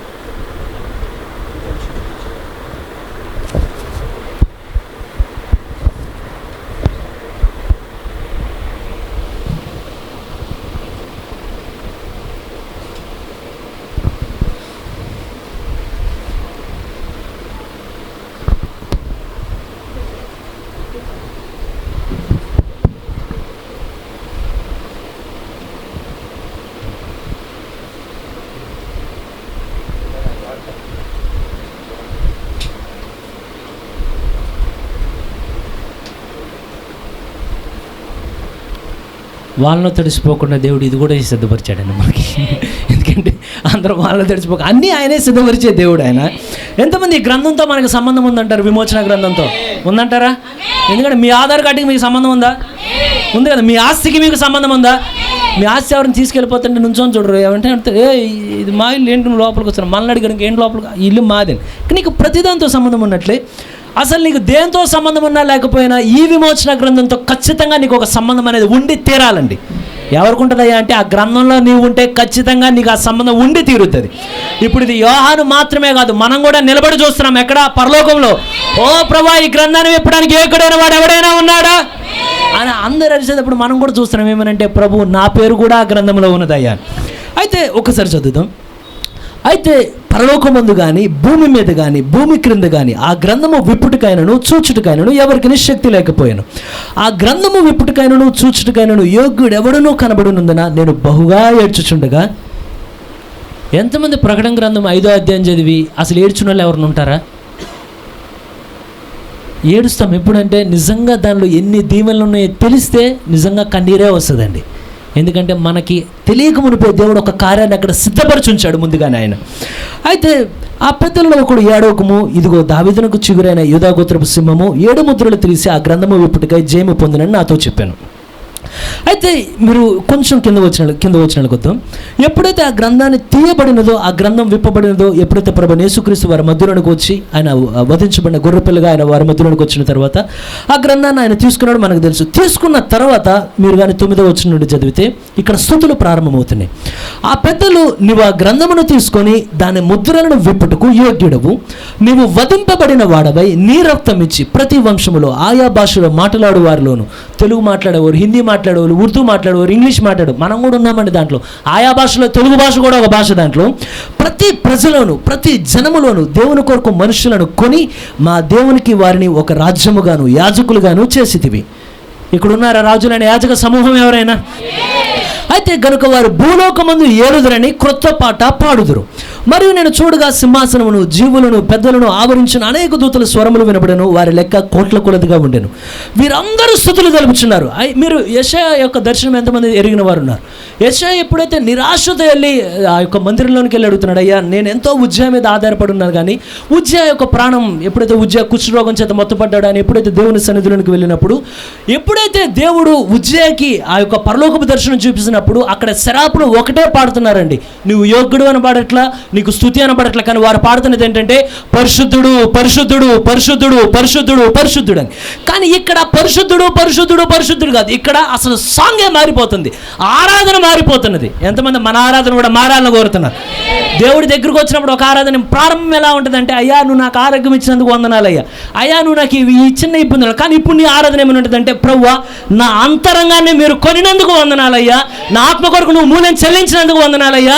ఇప్పుడు రాజులైన యాజక సమూహం చిన్న చిన్న కార్యాలు చూడగానే ఇప్పుడు దేన్ని చూస్తావంటే రాబోతున్న మహిమను నువ్వు చూస్తావు. ఇప్పుడు మన ఆరాధన కూడా ఏమవ్వాలి? చిన్న దగ్గర నుండి. ఎంతమంది మన ఆరాధన కూడా మారాలని కోరుతున్నారు? అయితే మీరు గమనించండి, ఎప్పుడైతే వీళ్ళందరూ పాటలు పాడేటప్పుడు జీవులను పెద్దలను ఆవరించిన అనేక దూతల స్వరం వినబడెను, వారి లెక్క కోట్ల కొలదిగా ఉండెను. వారు వధింపబడిన గొర్రెపిల్ల శక్తియు ఐశ్వర్యమును జ్ఞానమును బలమును ఘనతయు మహిమయు స్తోత్రమును పొందనరుడని గొప్ప స్వరముతో చెప్పుచుంటిరి. అంతటా పరలోకమందును భూమి మీద ఎనికెపాడులోను భూమి కిందను సముద్రంలో ఉన్న ప్రతి సృష్టము అనగా వాటిలోనున్న సర్వమును.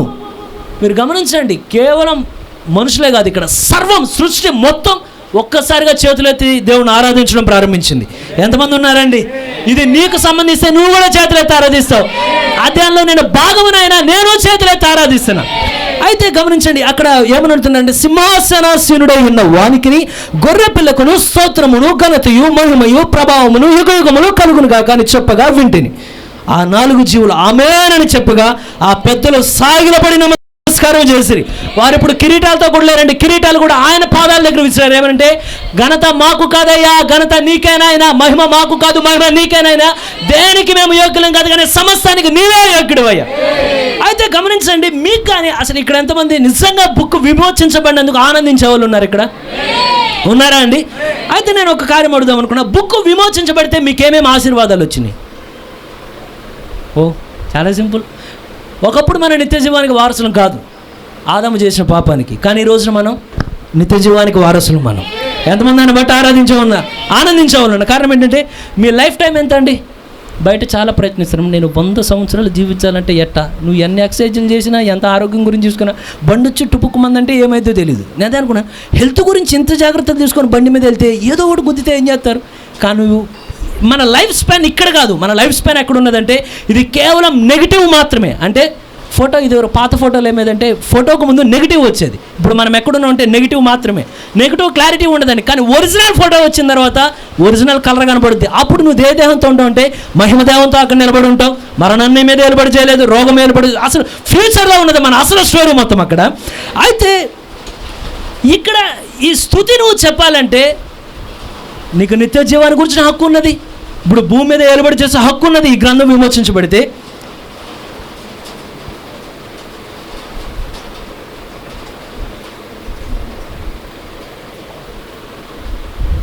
ఉన్నారండి? ఎంతమంది వాక్యంతో పాటు ఉన్నారు? అయితే నేను ఒక ప్రశ్న అడుగుదాం అనుకున్నా.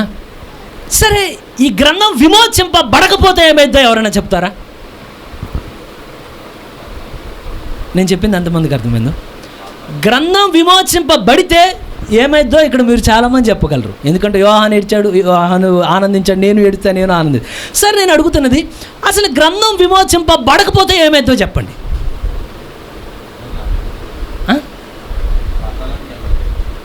సరే, మీరు గమనించండి. కారణం ఏంటంటే, దేవుడు మనకు కొంచెం అర్థమయ్యట్లేదు, దేవుడు ఇంకొంచెం లోతుగా తీసుకుపోను కాక.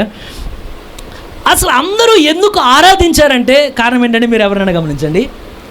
ఎవరైనా మనం అవసరతలతో ఉన్నామనుకోండి, అసలు ఎందుకంటే మనకి ఎప్పుడు గుర్తురానోడు కూడా మన దగ్గర డబ్బులు లేనప్పుడు గుర్తొస్తాడు. ఏమంటే అప్పుడు కూడా ఫోన్ చేస్తుంటే కొంచెం 100 రూపాయలు, కొంచెం 200 గూగుల్ పే చేయవు, అర్జెంటుకి ఇక్కడ ఉన్న కట్టాలండి. అప్పుడు ఎవరు పోరెత్తాడు. కారణం ఏంటంటే, వాళ్ళకి అవసరం అవుతుంటే మన ఫోన్ ముందే ఎత్తుతారు, మనకు అవసరం అయితే ఎవరు ఫోన్ ఎత్తారు. ఎప్పుడైతే ఆ టయాల్లో కానీ ఎవరు అసలు మీరు అనుకోలే, కానీ ఎవరో ఒక వ్యక్తి కానీ దయ చూపించి 100 రూపాయలు ఇస్తే వెంటనే ఏమంటామంటే, అంటే బయట వాళ్ళు, అయ్యా దేవుళ్ళలాగా వచ్చావయ్యా, నువ్వు కానీ 100 రూపాయలు ఇవ్వకపోతే నా పరిస్థితి అయిపోయేదయ్యా.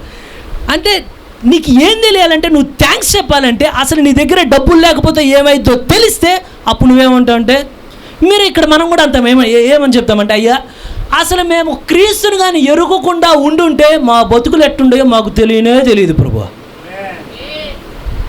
అసలు ఎక్కడుండేవాళ్ళమండి?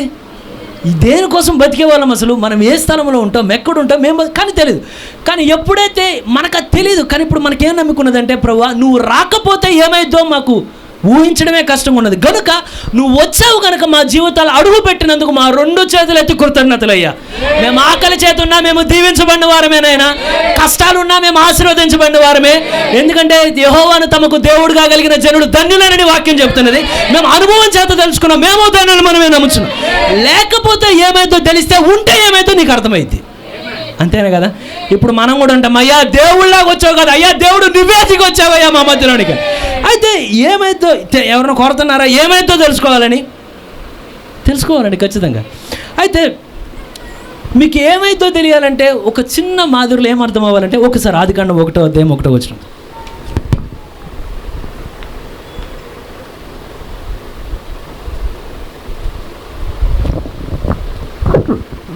అది 1:1 చదవండి అండి ఎవరో ఒకరు.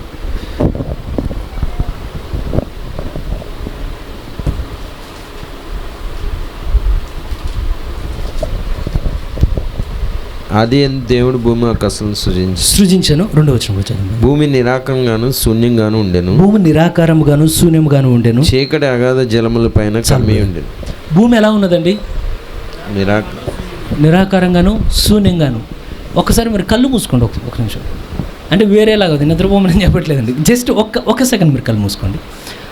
మీరు కళ్ళు మూసుకొని మీకు ఏ కలర్ కనబడుతుందో నాకు ఒకసారి చెప్పండి. కరెక్ట్గా బ్లాకే కనబడుతుందా? మీకు అర్థం కాదు అసలు, ఆ కలర్ ఏంటో కూడా మీకు అర్థం కాదు. రెడ్డిష్ వచ్చినట్టుంటుంది, ఏదో రకరకాల రంగులు ఉన్నట్టుంటుంది, ఏదో పోతున్నట్టుంటుంది, అసలు ఏం అర్థం కాదు మీకు కళ్ళు మూస్తే. ఒక సింపుల్గా చెప్పాలంటే అక్కడున్న కార్యం అంటే నిరాకారం, శూన్యం, ఏమీ అర్థం కాని స్థితిలో ఉన్నది అదంతా సృష్టి. కానీ ఏమీ అర్థం కాని స్థితిలో ఉన్న దాన్ని దేవుడు ఎప్పుడైతే రంగంలోనికి అడుగు పెట్టాడో ఒక శూన్యమైన స్థితిలో నుండి ఒక అందమైన ప్రపంచాన్ని దేవుడు బయటికి లాగాడు.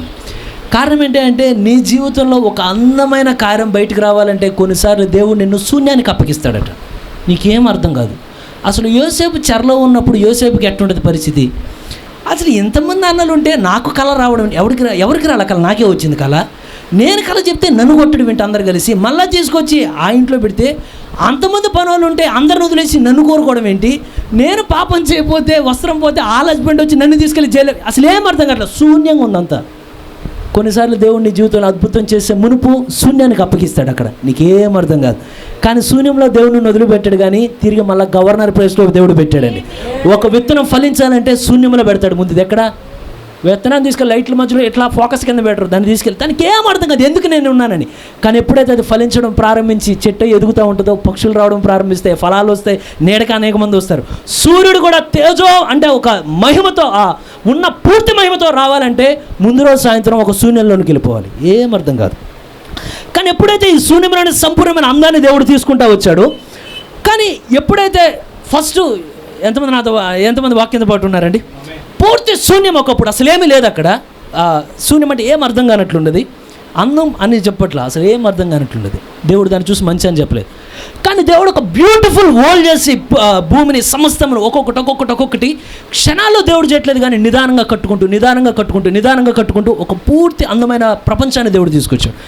ఎప్పుడైతే ఈ ప్రపంచం మీద పాపం ఏలుబడి చేసినదో, పాపం ఎప్పుడైతే ఆదాం దగ్గర వచ్చినదో, అయితే ఈ వచ్చిన తర్వాత అప్పుడు మనకు తెలుసు, ఇది నేను అందరికీ అర్థమయ్యే కార్యం, ఈ సేవకులు పంచుకున్నది కాబట్టి ముందు ఈ హక్కుపత్రం ఏదైతే భూమికి సంబంధించిన హక్కుపత్రం ఏదైతే ఉన్నదో, నిత్య జీవానికి సంబంధించిన హక్కుపత్రం, అది ఎప్పుడైతే ఈ హక్కుపత్రం సాతాను చేతుల్లోనికి వెళ్ళలా, వీళ్ళు పడిపోయారు పాపం చేసిన తర్వాత, భూమిగానే ఉన్నది. భూమి యొక్క ఆకారం మారిపోలేదండి. ఆదాం పాపం చేయగానే భూమి మళ్ళీ శూన్యం అయిపోలా, ఆదాం పాపం చేయగానే నిరాకారం అయిపోలా, ఆదాం పాపం చేస్తే ఏం జరగల. కానీ మీరు గమనిస్తే క్యారెక్టర్లు మారిపోయినాయి అందరివి. ఎంతమంది ఉన్నారు నాతో పాటు? ముందు సింహం ఉన్నది ఆదాం పాపం చేయక మునుపు, ఆదాం పాపం చేసిన తర్వాత సింహం ఉన్నది. కానీ ఏం పోయినదంటే పాపం చేసిన తర్వాత సింహం యొక్క క్యారెక్టర్ మారింది. అప్పుడు వరకు పక్కన తోడేలు వెళ్తే హై బాస్, ఒకరికి తోడేలాడు హై బాస్ ఎట్లున్నావు అంటే సింహం వెళ్తా ఏంటి రోజు ఎక్కడికి వెళ్తున్నాడు. కానీ ఎప్పుడైతే ఆదాం పాపం చేశాడో హాయ్ బాస్ అనట్లేదు, అక్కడ పరిస్థితి కనబడితే తినేస్తుంది. ఇక్కడ మీరు గమనిస్తే భూమి యొక్క ఆకారం మారలా, ప్రపంచం యొక్క ఆకారం మారలా, కేవలం స్వభావాలు మాత్రమే మారినాయి. ఎంతమంది ఉన్నారు నాతో పాటు? కానీ ఎప్పుడైతే ఈ పాపం జరిగిన తర్వాత వాస్తవానికి ఇక్కడ అసలు ఇది ప్రవక్త చెప్తుంటే నాకేమనిపించిందంటే, నిజంగా దీని కానీ ఒకలాగా విజువలైజేషన్ అంటారు కదండి, మన కొన్ని వింటే మనకు అర్థం కాదు, తిరిగి చూస్తే అది కొంచెం మనకు అర్థమయ్యేట్లుంటుంది. అట్లా ఉంటే బాగుండేనేమో అనిపించింది. ఎలా అయితే ఇది అందంగా మార్చిన తర్వాత, ఈ పాపం జరిగిన తర్వాత, ఒకవేళ ఆ హక్కు పత్రాన్ని కానీ ప్రభువైన యేసుక్రీస్తు కానీ వచ్చి వారి మధ్యలో ఎప్పుడైతే మీరు గమనించండి, ఇప్పుడు పాపంతో ఉంది, భూమి ఆకారం అలాగే ఉన్నది మొత్తం. అయితే ఈ విషయం కూడా చెప్పాలి, నోవహు జలప్రలయం తర్వాత కొంచెం బెండ్ అయినదని చెప్తారు. నేను ఇంకా మిగతా భాగాలను టచ్ చేయట్లేదు, కానీ ప్రపంచం అలా ఉన్నది. ఈ హక్కు పత్రం కానీ వచ్చి ప్రభువైన యేసుక్రీస్తు విమోచించకపోతే, ప్రవక్త అన్నాడు ఈ సృష్టికి ఏమి జరుగుతాయా అంటే, ఈ సృష్టి మీరు చూసినప్పుడు మొట్టమొదట్లో శూన్యంగా నిరాకారంగా ఎలా ఉన్నదో, ఎలా అయితే చిన్న అణువులతో ఈ సంపూర్ణమైన అందంగా ఉన్న భూమిని దేవుడు చేశాడో, ఒకవేళ హక్కు పత్రం కానీ విమోచించకపోతే ఈ భూమి తిరిగి మళ్ళా మొట్టమొదటి స్థానానికి వెళ్ళిపోతుందండి. ఎంతమంది ఉన్నారు నాతో పాటు? ఎంతమందికి అర్థమైన వాళ్ళు ఉన్నారు అక్కడ? ఎలా అయితే శూన్యంలో నుండి సంపూర్ణంగా అందంలోనికి దేవుడు తీసుకొచ్చి ఉంచాడో, ప్రవక్త అన్నాడు ఒకవేళ ఈ హక్కు పత్రాన్ని ఆయన కానీ విమోచించకపోతే, మీరు చదవండి, ఇది 6th సీల్లో ఉంటుంది, 127వ పారాగ్రాఫ్ 6th సీల్లో నేను చదివింది నాకు గుర్తున్నంత వరకు. ఎప్పుడైతే ఆ బుక్ని ఆయన విమోచించకపోతే, ఎలా అయితే ఒక్కొక్కటి అందమైన ప్రపంచం వచ్చినదో, అలాగే ఒక్కొక్కటి పగిలి విచ్ఛిన్నమైపోతా ఈ విశ్వంలో అలా కలిసి మొత్తం శూన్యమైపోయిద్దండి. ప్రవక్త అంటాడు there will be no more man, ఇక ప్రపంచంలో మనిషి అనేవాడు ఉండడు ఆ బుక్ విమోచించకపోతే. ఇంకా మీరు నేను కూడా ఉండే పరిస్థితి లేదు. అక్కడ బుక్ విమోచించబట్టే ఇక్కడ దేవుడి సన్నిధిలో అయ్యా సజీవులుగా ఉండేది కృతజ్ఞతలు మేము చెప్తున్నామని. ఒకవేళ అక్కడ విమోచించబడకపోతే ప్రవక్త అన్నాడు అణువులు ప్రమాణువులు ఒక్కొక్కటి విచ్ఛిన్నమై ఈ ప్రపంచమంతా ఎలా వచ్చినదో తిరిగి అలా ముక్కలుగా వెళ్ళి సమస్తం నాశనం అయిపోయి సృష్టి ఉండదట. కానీ ప్రవక్త చెప్పినప్పుడు క్లారిటీగా ఏమంటున్నాడంటే మనిషి ఉండడు అక్కడ, సృష్టి ఉండదు అక్కడ, వేరే కార్యాలు ఏమీ ఉండవని చెప్పాడు. కానీ బుక్ విమోచించకపోతే దేవుడు అక్కడ ఉండడం అని చెప్పట్లేదండి. కారణం ఏంటయ్యా అంటే ఈ బుక్ విమోచించకపోతే ఎంతమంది అర్థమవుతున్నది అనుకుంటున్నాను నేను, ఎంతమంది అర్థం చేసుకునే వాళ్ళు ఉన్నారు? దేవుడు మీకు అర్థమయ్యట్లేదు, దేవుడు దయచూపును కాక. ఈ గ్రంథం విమోచించకపోతే భూమి మీద మీరు నేను కూడా ఉండే అవకాశం, అసలు భూమి ఉండదు, మనమేముంటాం, అంతా ముక్కలు అయిపోద్ది అన్నాడు ప్రవక్త, మొత్తం విచ్ఛిన్నం అయిపోద్ది. కానీ ఎప్పుడైతే ఈ కార్యాలన్నీ జరుగుతున్నది భూమి మీద, కానీ హక్కుపత్రం విమోచించకపోయినా దేవుడుగానే ఉంటాడండి. హక్కుపత్రం విమోచించకపోయినా శరాపులుగానే ఉంటారండి. హక్కుపత్రం విమోచించకపోయినా అక్కడ జరిగే ఆరాధన పరిశుద్ధుడు అని ఆరాధన జరుగుతూనే ఉంటుంది.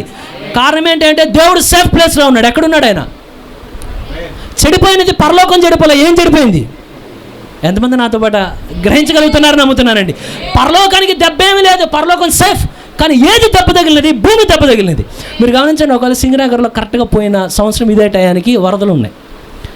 అదే టైంలో మనది కానీ 20 అపార్ట్మెంట్ అనుకోండి, 20 ఫ్లోర్ అనుకోండి, మంది కింద వరద వచ్చి అందరూ కొట్టుకెళ్ళిపోతున్నారు అనుకోండి. అసలు ఆ వ్యాధులు ఎలా ఉంటాయి మనకి? ఎప్పుడైతే మన కళ్ళతో చూస్తామో మనం వెంటనే పైనుండి ఒకవేళ మనకి ఈత రాకపోతే ఏమంటామంటే వెళ్తున్నాడు కాపాడు లాగు కాపాడు. మరి నువ్వు కిందకి దిగి రావచ్చు అన్నారు అనుకో, మనకి ఈత రాదు, ఏం చేయలేం. కానీ మనం ఏం చేస్తామంటే నీళ్లు కూడా తగలకుండా సేఫ్గా కూర్చొని ఉంటాం. వాస్తవానికి దేవుడున్న పొజిషన్ అది. భూమి నాశనమైనది కానీ పరలోకం నాశనం అలా. పరలోకంలో కలుగు చేసినప్పుడు ఎలా ఉన్నాయో దేవదూతలు ఇంకా అలాగే స్తుతిస్తూనే ఉన్నాయి. ఓ దేవానికి వందనాలయ్యా, నీవే పరిశుద్ధుడు, నీవే పరిశుద్ధుడు. కానీ భూమి మీద ఆరాధన లేదు. ఎంతమందికి అర్థమైందండి? భూమి ఆరాధన లేకుండా అయిపోయే పొజిషన్. కానీ దేవుడు, మనమైతే పైన కూర్చొని 20 ఫ్లోర్లో ఉండి ఇట్లా చూస్తే ఈరోజు ఏమైనా చచ్చిపోతున్న ఇంట్రెస్ట్ ఏంటంటే వీడియో తీయాలి. తీసి ఈ వీడియో ఎవరు పలానా వ్యక్తి చనిపోయినప్పుడు వీడియో తీసింది ఎవరనగానే ఆ ప్రాణం పోయి నేను ఒకసారి ఇక్కడ రైల్వే స్టేషన్లో కూడా చూశాను. ఆ వ్యక్తిని చూడంగానే తలతలాడుతున్నాను నీళ్ళ కోసం. నేను కూడా అసలు ఏమైనది అని మళ్ళీ తిరిగి వెళ్ళి జీజాజినప్పుడు రైల్వే స్టేషన్లో దించి ట్రైన్ ఎక్కించి వచ్చేసరికి ఇంకా ఆయన వచ్చి మొత్తం ప్యాక్ చేస్తున్నాడు ఆ వ్యక్తిని. ఏమైందయ్యా అంటే వెంటనే ఆయన ఇంకా చూసన్నాడు, అయ్యా ఈరోజు చచ్చిపోతే వీడియో తీయడానికైనా జనాలు వస్తారు, కానీ వాడు ఇందాక నుండి దాహంతో ఉంటే నీళ్ళు పోయడానికి ఎవరు రాలేదన్నాడు. నేను అనుకున్నా జీజాజితో మేమేం మాట్లాడుతున్నామంటే పాపం తాగి ఎలా పడిపోయాడు చూడండి, ఎండలో పూర్తి ఎండ ఉంది, ఆ ఎండ సెటప్ అనుకున్నాడని. కానీ దేవుడు ఎక్కడో మనలాగా మనం ఏంటంటే వాస్తవం ఒప్పుకోవాలి. ఎవరికైనా ఇబ్బంది జరిగిందంటే ఏమన్నా అసలు అక్కడ తాగింది. కానీ ఒకవేళ ఒక చిన్న వ్యాధి అది ఒకరి నుండి ఒకరికి అంటేది అనుకోండి, మనం వెంటనే వాళ్ళకి సహాయం చేయగలమా? వెంటనే మనం ఏం చేస్తామంటే మన వస్త్రాలు చాలా నీట్గా పెట్టుకుంటాం. జాగ్రత్త బాబు హాస్పిటల్కి వెళ్ళండి, నువ్వు కారణం ఏంటంటే నువ్వు దిగి వెళ్ళవు, నీకు ఆ శక్తి లేదు. కానీ దేవుడు కూడా 2 కాళ్ళు ఇలా పెట్టుకొని దేవుడు కూడా ఆకాశంలో ఉండొచ్చు. ఏమనంటే పోయిందా బుక్కు, సరే హక్కుపత్రం పోయిందా, సరే పోనీ ప్రపంచ నాశనం పోతే నాకేంటి అనుకోవట్లేదు. కానీ ఆయన మొట్టమొదటిగా శూన్యంలో అడుగుపెట్టింది దేవుడే మళ్ళా దిగొచ్చి అడుగు పెడతాడు. ఏమంటే ఇప్పుడు శూన్యంగా ఉండదు, కానీ ఆరాధన మారిపోబోతున్నది. మళ్ళీ విమోచన కార్యాన్ని జరిగితే ఎంతమంది దాన్ని బట్టి ఇష్టపడుతున్నారు? అది నీ కంటికి కనబడలా, నీ చెవికి కనబడలా, నీ హృదయానికి గోచరం కాదు, కానీ ముందే దేవుడు సిద్ధపరిచాడు. కానీ ఆయన ఆత్మ ద్వారా నీకు బయలుపరుస్తాడు. ఏమనంటే ఇది ఏమి నువ్వు భూమి మీదకి రాకమనిపై నీ కొరకు ఒక గొర్రె పిల్లని సిద్ధపరిచా, నీ కొరకు ఒక విమోచన ప్రణాళిక గురించా, నువ్వు మళ్ళా తిరిగి పరలోకానికి రావడానికి, 1000 ఏళ్ల పాలనలో ఉండడానికి, నిత్యత్వంలో ఉండడానికి, నూతన యెరూషలేములో ఉండడానికి నీ కొరకు ముందే సిద్ధపరిచా. ఇప్పుడు ఇక్కడ ఎంతమంది చేతులు ఎత్తగలరు? అయ్యా మేము ఎరుగుము కానీ మా చెవికి మేము వెళ్ళలేదు, ఒక రోజున మా కంటికి కనబడలా, మా హృదయానికి అర్థం కాదు, కానీ మాకు లోకానికి అర్థం కాదు, మాకైతే నీ ఆత్మ ద్వారా వీటిని బయలుపరిచావయ్యా. ఎంతమంది చేతులు ఎత్తి చెప్పగలరండి? ఎంతమంది ఇష్టపడుతున్నారు? ఓ ప్రభువా మీరు మా కొరకు సిద్ధపరిచిన కార్యాన్ని బట్టి వందనాలయ్యా అని. అయితే ఓ 10 నిమిషాలు ఓపిక పడతారు నాతో పాటు. అయితే శూన్యంలో నుండి ఎప్పుడైతే దేవుడు కిందకి దిగి వచ్చిన తర్వాత, ప్రభువైన యేసుక్రీస్తు కల్వరిలో ఉన్న తర్వాత ఏని యొక్క నేచర్ మారలా, ఏ క్యారెక్టర్ మారలా. ఆయన ఎప్పుడైతే భూమి మీద అలా సంచరిస్తూ ఉన్నారో ఇంకా పాపిగానే ఉన్నాడు, జంతువులుగానే ఉన్నాయి. కానీ దేవుడి యొక్క పరిపూర్ణమైన ప్రణాళిక ఎప్పుడు జరగబోతున్నదంటే, అక్కడ కేవలం ఆయన చేసినది ఏంటంటే కల్వరిలోకి వచ్చి ఎంతోమంది ఆయన మనల్ని విడిపించాడని నమ్ముతున్నారు? వాళ్ళని విమోచించాడని నమ్ముతారా? ఆయన మనల్ని మోసం రక్తం చిందించాడా? వెలంతా చెల్లించబడిందా? ఎంతమంది ఆయన తీసుకున్న పేర్లు ఆయన టేక్ ఓవర్ చేశాడని నమ్ముతారు? అంటే టేక్ ఓవర్ చేయడం అంటే ఏమనంటే తన స్వాస్థ్యాన్ని పొందుకోవడానికి ఆయన తిరిగి వచ్చాడని ఎంతమంది నమ్ముతారు? కొంచెం వీలుగా చూడండి. వెల చెల్లించాడు కానీ మనల్ని స్వాస్థ్యం సంపూర్ణంగా తీసుకోవాలి. కారణం ఏంటంటే మనం ఇంకా ఎక్కడున్నామండి? ఏంటి ఇక్కడ తెలియదేముంది? మోకాలు నొప్పులుగా ఉన్నాయి. ఇంకా దేవుడు నేను తీసుకోవాలి, నీ ప్లేస్లో నుంచోబెట్టే రోజు ఒకటి రాబోతుంది. ఏంటో తలనొప్పుగా ఉందండి, ఏంటో అసలు ఆగట్లేదండి. నీకోసం వెల చెల్లించబడింది, అది మాటికి పక్క. నీకేముండాలి గుండెల్లో? ప్రభువా, ఏమి జరిగినా సరే, నా ఇటు 1000 మంది పడినా అటు 10,000 మంది పడినా సరే, నా అంతరాత్మ వాటికి నీ కృప చేత ప్రాణం సీల్ చేయబడింది కనుక నన్ను ఏ దుష్టుడు ముట్టలేడయ్యా. కానీ ఈ రోజున వెల చెల్లించాడు. కానీ ఒక రోజున వచ్చేయమంటాడంటే మధ్యాకాశానికి వచ్చిన తర్వాత ఒక గొప్ప బోర్ రాబోతున్నది. అందరినీ ఏకం చేసి మనం అందరం ఒకేసారిగా ఒకరినొకరు చూస్తే ప్రభువైన యేసుక్రీస్తునే మనం చూసిన తర్వాత అప్పుడు కేవలం వెల చెల్లించడం కాదు, ఈ దేని కొరకు వెల చెల్లించాడో దాని స్వాస్థ్యాన్ని పొందుకొని వెళ్తాడు ఆయన. ఎంతమంది ఆ రోజుల కోసం ఎదురు చూస్తున్నారు? అయితే గమనించండి, తీసుకువెళ్ళిన తర్వాత ఇప్పుడు భూమి ఇలాగే ఉన్నది కదా. ఈ భూమి ఇప్పుడు పాపం ఉన్నది, అన్నీ ఉన్నాయి. కానీ ఇప్పుడు ఈ భూమి తిరిగి మొక్కలవ్వాల్సిన అవసరం లేదు ఇక.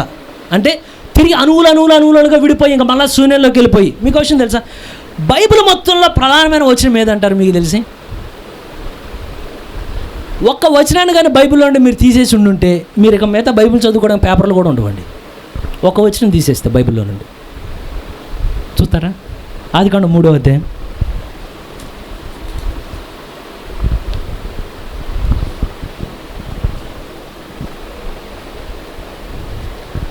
15వ వచనం చదువుదాం.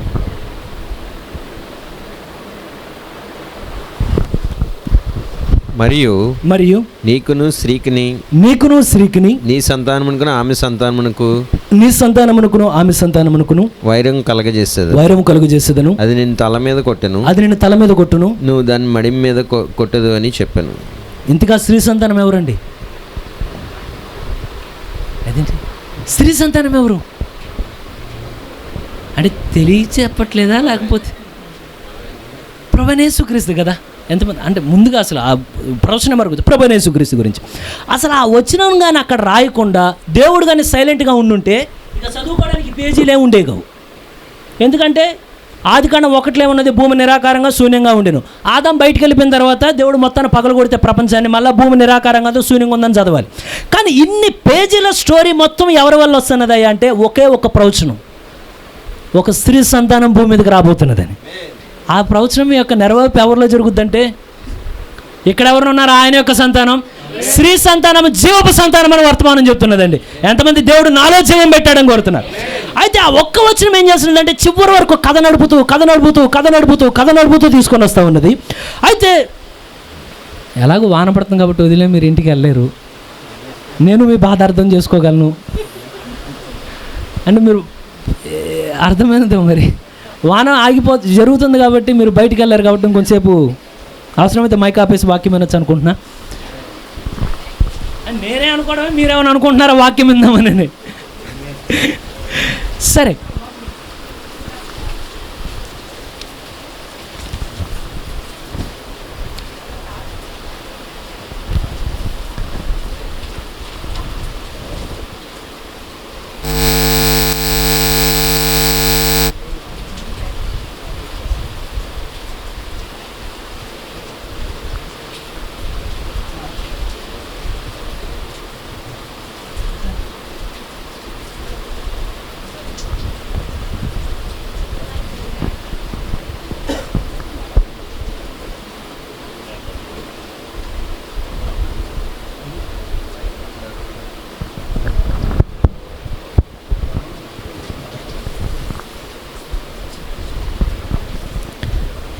సరే అండి, అక్కడ ఉండే వాళ్ళు చూస్తారు. మన వాక్యం మీద మన దృష్టి ఉంచుదాం.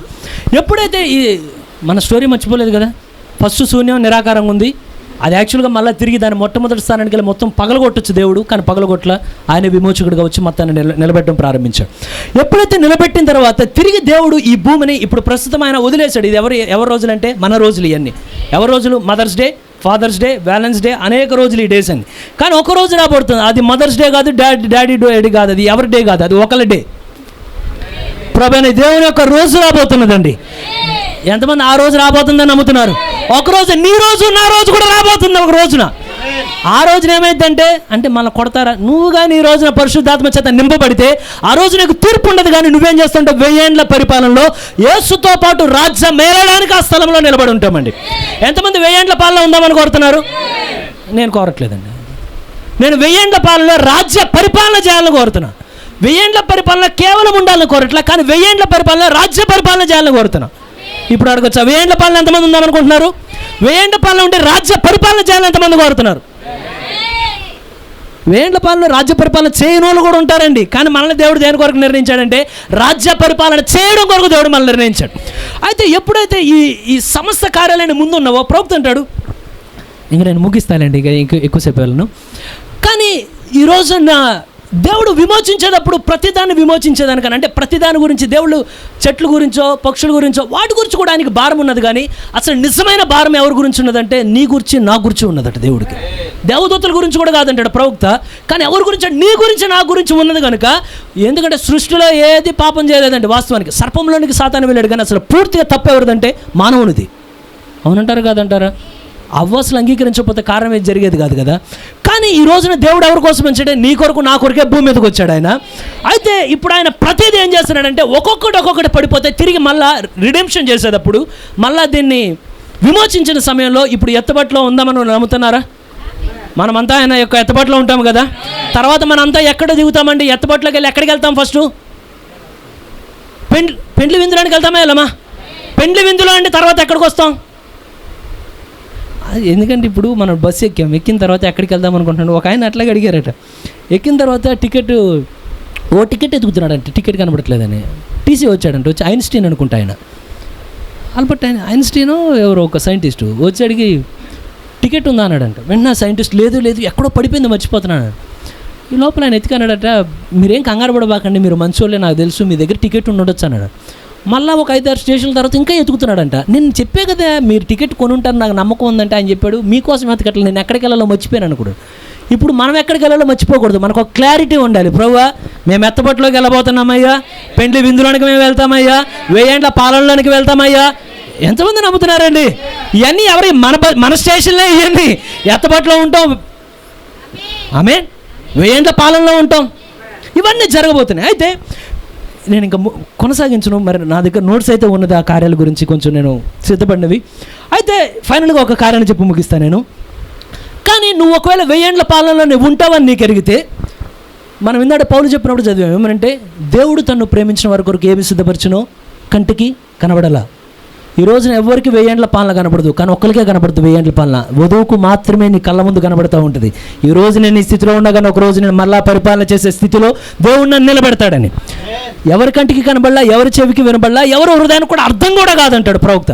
కానీ ఎవరికి అర్థమైంది ఈ కార్యాలు? వారెవరికి అర్థం కాలే. కానీ నీకు మాత్రం దేవుని యొక్క ఆత్మచేత అవి ఖచ్చితంగా బయలుపడి తీరాలి. అవి ఎంతమంది ప్రభువా మాకు బయలుపరచయ్యా, మేము పొద్దుకునే ఆశీర్వాదాలంటే మాకు అర్థమైతే ఈ రోజున్న శ్రమ నిజంగానే ఎన్న తగినది కాదని మాకు అర్థమైంది. ఆమేన్. అయితే ఒకళ్ళు 1000 ఏండ్ల పరిపాలన ఉండే వ్యక్తి అయితే ప్రవక్త ఏమంటాడంటే నువ్వు చాలా ఆశీర్వాదాల కోసం 1000 ఏండ్ల పరిపాలన వరకు ఎదురు చూడక్కర్లేదు, కానీ చాలా ఆశీర్వాదాలు అసలు ఈ రోజునే ఉన్నాయట. నువ్వు దేవుని కుమారుడు దేవుని కుమార్తెగా 1000 ఏండ్ల పాలన ఉండేది కాదు. అసలు ఈ సాయంకాలం ముందు, ఈ రాత్రి కాలం ముందు నువ్వు ఎంత దీనమైన స్థితిలో ఉన్నా నువ్వు నేటికి దేవుని కుమారుడు దేవుని కుమార్తెవే నువ్వు. అయితే నీకు నమ్మకం ఉండాలి, ఏమంటే నీకు ఒక క్లారిటీ ఉండాలి, నేను దేవుని కుమారుడే. నీ కంటి కళ లేదు, చెవి కళ లేదు, కానీ దేవుడు తన ఆత్మ వల్ల నాకు బయలుపరిచాడు కనుక నేను దాన్ని గుర్తించగలుగుతున్నానని.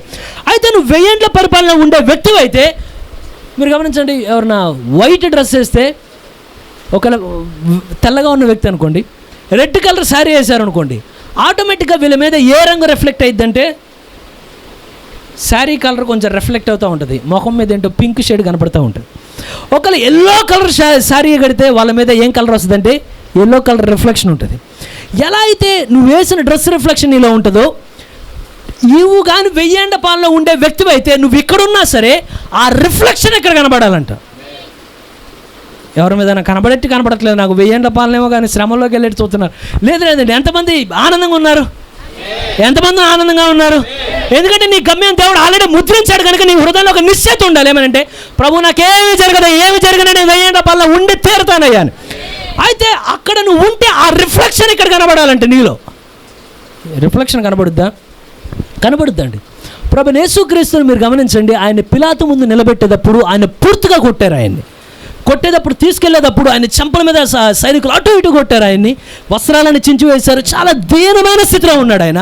కానీ పిలాతు ముందు నిలబడినప్పుడు, అసలు పిలాతేమో రాజు వస్త్రాలు ధరించాడు, చాలా హోందాగా ఉన్నాడు. ఇలా నిలబడినప్పుడు ప్రభువైన యేసుక్రీస్తుని చూసినప్పుడు అన్నాడు, నువ్వు యూదుల రాజువా? మీకు విషయం తెలుసా, ఆయన జీవితకాలంలో చాలాసార్లు ఆయన రాజుని చేద్దామని ప్రయత్నించారండి. పరిగెత్తారు ఆయన. ఏమనంటే ప్రభువైన యేసుక్రీస్తు ఎక్కడున్నాడు, ఆయన రాజుని చేద్దామంటే ఆయన ఎన్నడూ అవకాశం వెళ్ళగానే పరిగెత్తి ఆయన తప్పించుకొని వెళ్ళిపోయాడు వారి మధ్యలో. కానీ ఎవరు లేరు, పిలాతు ఒక్కడే ఉన్నాడు, ప్రభువైన యేసుక్రీస్తు ఒక్కడే ఉన్నారు. ఆ రూమ్లో ఒక కాన్వర్జేషన్ జరుగుతుంది, ఇద్దరి మధ్యలో సంభాషణ. ఏమర్థం కావట్లేదు పిలాతుకి పైనుండి కిందకు చూసి. నా కంటికి కనబడట్లేదు ఇది, ఎంతమందికి అర్థమైందో. నా చెవికి వినబడట్లేదు ఇది, నా హృదయానికి గోచరం కావట్లేదు. నువ్వు యూదుల రాజువా?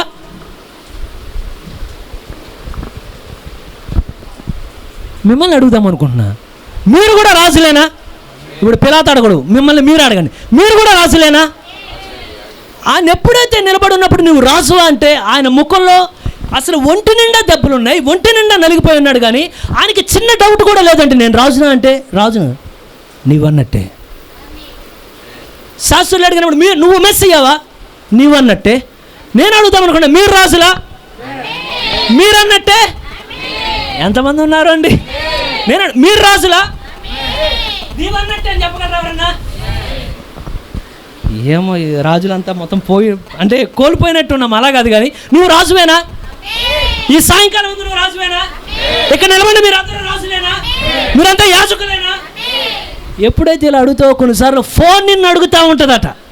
ఎప్పుడైతే ఫోన్ బాగా రీసెర్చ్ చేస్తూ ఉంటావో టైం అయిపోతూ ఉంటుంది, ప్రార్థన చేయాలని తెలుస్తూ ఉంటుంది. లోపల అనవసరమైన కార్యాలన్నీ చూసినప్పుడు లోపల దెయ్యం అడుగుతూ ఉంటాడట. పలానా చూడు అన్నప్పుడు లోపల నుండి నువ్వు రాజువేనా? నీలో రిఫ్లెక్షన్ కనబడాలి. 1000 ఏళ్ల పరిపాలన రిఫ్లెక్షన్ ఏమనంటే, ఓ సాతానా నువ్వు దేంట్లో శోధించినా నన్ను జయించలేవు. కారణం ఏంటంటే నేను రాజునే, శత్రువుని దేవుడు నా కాళ్ళ కింద ఉంచాడు కనుక గెట్ అవుట్ అంటావు సాతాన్ని. ఎప్పుడైతే నేను గొడవల్లోకి రేపిన తర్వాత అవతల వ్యక్తిలో నుండి అడుగుతూ ఉంటాడంటే ఏమనంటే, నువ్వు ఇట్టా అనగానే మళ్ళీ కోపం ఏంటంటే పెళ్ళుపికి నాకు బీపీ పెంచబాకను. కానీ వచ్చేస్తే బీపీ అదే కారణం. చాలాసార్లు హాస్పిటల్లో బీపీ చెక్ చేస్తే సేమ్ ఉంటుందండి, పెద్ద పెరగదు. కానీ అదే పక్కన భార్యనో భర్తనో పెడితే నాకు తెలిసి బీపీ మామూలుగా బీపీ ఒకేలా ఉంటుంది. కానీ ఆ పక్కన భార్య కానీ భర్త కానీ ఉంటే అలా చూడంగానే బీపీ. కానీ అప్పుడెప్పుడైతే నువ్వు గొడవల్లోకి వెళ్తే ఎదుటి వ్యక్తుల్లో ఉండి సాతాను నిన్ను అడుగుతాడంట, ఇంత రెచ్చగొడుతున్నా కోపం తెచ్చుకుంటావు అన్నప్పుడు లోపండి నువ్వు రాజువా అని. అప్పుడు నువ్వేమనాలి? ఏంటో అంత నీరసంగా రాజువా అని నువ్వేమనాలంటే, నీవన్నట్టే శత్రువు దేవుడు నా కాళ్ళ కింద పెట్టాడు కనుక, నేను సమస్తాన్ని జయిస్తున్నాను కనుక నేను రాజునే. ఏమో రిఫ్లెక్షన్ నాకు ఇక్కడెక్కడ కొంచెం కనబడట్లా. కానీ ఎవరో ఒకరు హృదయాన్ని దేవుడు తాకును గాక. రోగం నీ మీద దాడి చేసి అడుగుతూ ఉంటుంది. అంటే ఏమనంటే, ఎంతమంది ఇక్కడ రోగానికి భయపడే వాళ్ళు ఉన్నారండి? భయపడరా? షుగర్ రాకముందే షుగర్ గురించి చెక్ చేసుకుంటాం. అసలు లేదు అది మనకి. కారణం ఏంటంటే నిజంగా రోగం ఒకసారి ఒక వ్యక్తిని కొడితే ఖచ్చితంగా కృంగదీస్తుంది. రోగం కృంగదీయదు అంటారా, తీస్తుంది అంటారా?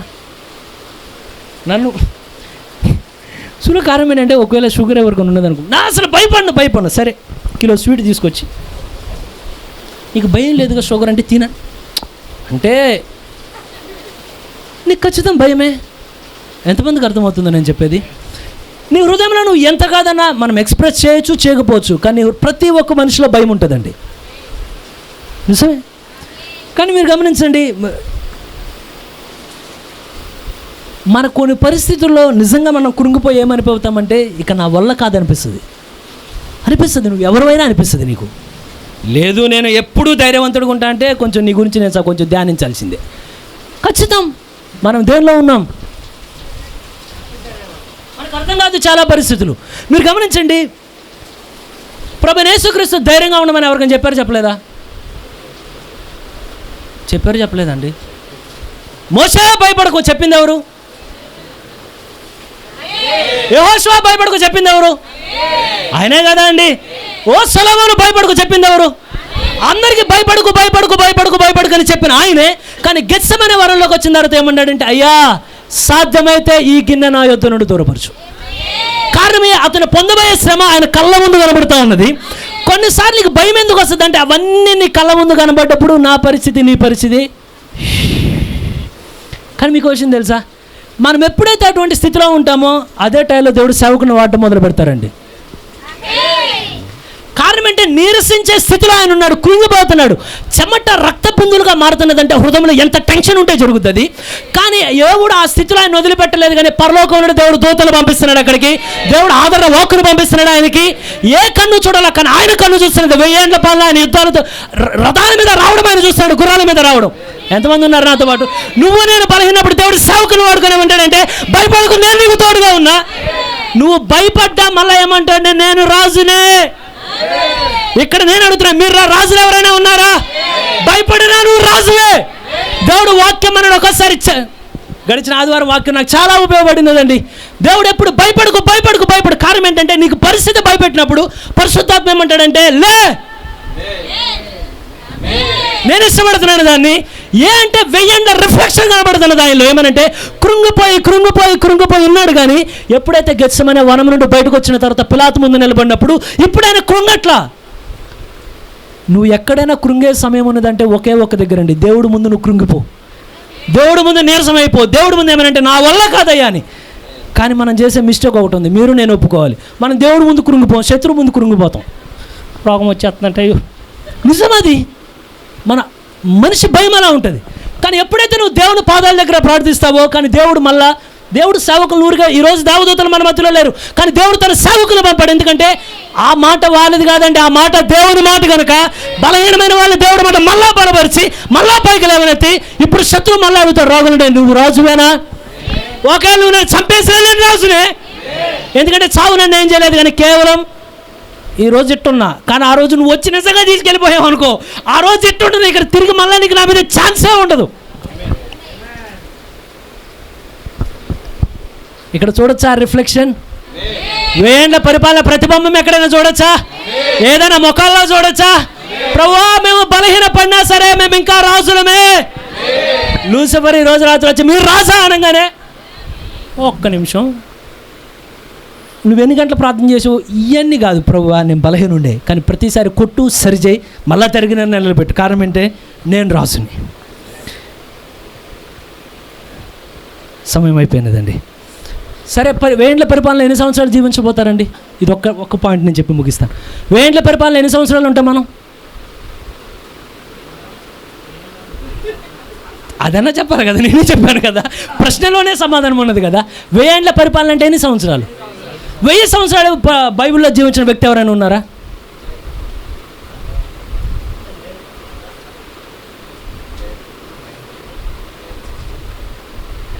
నేను ఇప్పుడు రిఫరెన్స్లు చెప్పను, కానీ మీరు ఇంటికి వెళ్ళిన తర్వాత చదవండి. బైబిల్లో ఉన్నారండి 1000 సంవత్సరాలు జీవించిన వాళ్ళు, 1000 ఏళ్ళ కన్నా ఎక్కువ జీవించిన వాళ్ళు ఉన్నారు. ఆదాము నిత్యత్వంలో ఉన్నప్పుడు ఎంత జీవించాడో తెలియదు, కానీ కాలంలోకి వచ్చిన తర్వాత 1000 లేడు, అక్కడ లేడు. అయిపోయింది స్టోరీ. 900 చిల్లరకు వచ్చిన తర్వాత అయిపోద్ది. మీరు బైబిల్ని చదివితే దావీదు వృద్ధుడైపోయాడా? అయ్యాడవలేదా? బైబిల్ ఏమంటుందంటే దావీదు బహువృద్ధుడు కాగా అతనికి చలిని ఆపుకోవడానికి లేకపోతే ఒక చిన్న బిడ్డను తీసుకొచ్చారు. అసలు నేను చదివితే దాన్ని దావీదు బహువృద్ధుడు అని చెప్పారు కదా, ఎంతకే దావీదు వయసు ఎంత ఉంటుందని చదివితే ఎంత తెలుసా? దావీదు చనిపోయేటప్పుడు దావీదు వయసు దాదాపు 70 సంవత్సరాలండి. 70 సంవత్సరాలు బైబిల్ ఏం చెప్పిందంటే బహువృద్ధుడు అని నోట్ చేసింది. ఇదే బైబిల్ కానీ కొంచెం ముందుకెళ్ళి అబ్రహాము దగ్గరికి వెళ్తే అబ్రహాము నిండు వృద్ధాప్యంలో చనిపోయానని చెప్పినప్పుడు అబ్రహాం వయసు దాదాపు 170 సంవత్సరాలు ఉన్నది. అక్కడ ఒకే అంటే వృద్ధాప్యం అనే దానికి ఒక్కొక్క దగ్గర ఒక్కొక్క వయసు. కొంచెం మీరు ఆదికాండం 6వ అధ్యాయానికి వెళ్తే అక్కడ దాదాపు 400, 200, 700, 800 సంవత్సరాలు ఉన్నారు. ఇంకొంచెం ఆదికాండం ముందులోనికి వెళ్తే 969 వరకు వచ్చి ఆగిపోయారండి. దేనికని 969 సంవత్సరాలతో దేవుడు మెతూషాలను తీసుకువెళ్ళిపోయాడు ఆయన? ఎందుకని దేవుడు మిమ్మల్ని నన్ను మాటికి 1000 సంవత్సరాలు జీవించే అవకాశం ఇస్తానని చెప్తున్నాడు ఆయన? మెతూషాలని 969 వచ్చిన తర్వాత బ్రేక్ వేసాడు. ఏమనంటే ఇక మెతూషాలని టైం అయిపోయింది, నువ్వు వచ్చావు బయటికి. ఇంకో 30 సంవత్సరాలు ఏమో కొడితే ఇది సెంచరీ అంటారు, 100 జీవిస్తే. సెంచరీ కాదు అది, సెంచరీనే 10 సార్లు కొట్టినట్టు 1000 సంవత్సరాలు అంటే. కానీ అక్కడికి వెళ్ళిన తర్వాత మెతూషాలను ఆపేశాడు దేవుడు. ఇంకా ఇక్కడ ఇంతకు మించి నువ్వు వెళ్ళకూడదు, స్టాప్ దేర్. ఒకే దేవుడు మెతూషాలను ఎందుకు ఆపుతున్నాడు? మిమ్మల్ని నన్ను మాటికి మీరు 1000 ఏళ్ళు పరిపాలన చేస్తారని ఎందుకు చెప్తున్నాడు ఆయన? ఆయన ఎందుకు అప్పుడు మనల్ని ఎందుకు ఉంచుతున్నాడా అంటే మెతూషాల జీవించినప్పుడు వెల చెల్లించబడలా, కానీ నువ్వు నేను వెళ్ళే లోపల వెల చెల్లించబడింది. ఇప్పుడు మనం చెప్పచ్చు, అయ్యా నువ్వు సిద్ధపరిచినది ఏ కంటికి కనబడలేదు, అది ఏ చెవికి వినబడలా, కానీ మా హృదయానికి కూడా అది గోచరం కాదు. కానీ నీ ఆత్మ వల్ల మాత్రమే ఈరోజు వెల చెల్లించబడినది కనుక అనేక విషయాలు మనం స్వతంత్రులమండి. ఎంతమంది ఆయన ఆత్మ ద్వారా బయలుపరచబడాలని కోరుతున్నారు? సుమయాను ఉన్నాడు. అనేక మంది ప్రభువైన యేసుక్రీస్తు కోసం ఎదురు చూసినప్పుడు ఏమనుకున్నారంటే ఆయన అలా వస్తాడు, ఇలా వస్తాడు, ఇలా వస్తాడని. కానీ పౌలు అంటున్నాడు, ఏదైతే ఆయన ముందుగా సిద్ధపరిచాడో కంటికి కనబడలా, చెవికి వినబడలా, హృదయానికి గోచరం కల్లా. కానీ మనకైతే, సుమయానికైతే మనం కూడా చెప్పచ్చు నా పేరు పెట్టి ప్రభువు, కానీ నాకైతే ఈ వర్తమానం అనేక మందికి అర్థం కాలే, కానీ నాకైతే నీ ఆత్మ ద్వారా దాన్ని బయలుపరిచావయ్యా. ఎంతమంది చెప్పేవాళ్ళు ఉన్నారండి? సుమయాన్ అందరు కన్ఫ్యూజ్ అవుతున్నారు, కానీ సుమయాన్ కన్ఫ్యూజ్ అవ్వాలి. కారణం ఏంటంటే సుమయానికి దేవుడు బయలుపరిచాడు ఆ కార్యాన్ని. ఇక్కడ ఎంతమంది ప్రభువా నీ శక్తిని బట్టి వందనాలయ్యా, నీ జ్ఞానాన్ని బట్టి నీకు వందనాలయ్యా. ఆదిలో మీరు గమనించండి, మీరు లేఖనం ఏమంటుందంటే, మీరు తర్వాత చదవండి అధ్యాయం. దేవుడు యొక్క జ్ఞానం ముందుగానే జగత్తుపునాది వేయబడక మునిపే పౌలు ఏమన్నాడంటే, ముందుగా ఆయన మన మహిమ నిమిత్తమై దేవుడు దాన్ని దాచాడు అన్నాడు. మీరు లేఖనాలు గమనిస్తే ఇంకో దగ్గర ఏమని ఉంటుందంటే, దేవుడు మనల్ని తన కొరకు ఏర్పరచుకున్నాడు, కానీ దేవుని యొక్క జ్ఞానం మన కొరకు దాయబడినది. ఎంతమందికి అర్థమైందో వ్యత్యాసం? మనల్ని ఎవరి కోసం ఏర్పాటు చేసుకున్నాడు? మన ట్రైన్లో వెళ్ళేటప్పుడు ముందే ఏం చేస్తాం? నేను అరే అందుకుపోయిన ముందు కచ్చిపేసే దాంట్లో కచ్చిపుగానే వినేస్తే ఏమన్నా అర్థం ఏంటంటే, నువ్వు ఉన్నా లేకపోయినా బాబు ఎవరిదో ఇది ముందే రిజర్వ్ అయిందయ్యా అని. ఇప్పుడు నీ మీద నా దేవుడు కచ్చిపోయలేదు, కానీ ఆయన అమూల్యమైన రక్తాన్ని చెందించామన్నాడంటే ఇది నా సొత్తు అని చెప్పాడండి. ఆయన కొరకు మనల్ని నియమించాడు.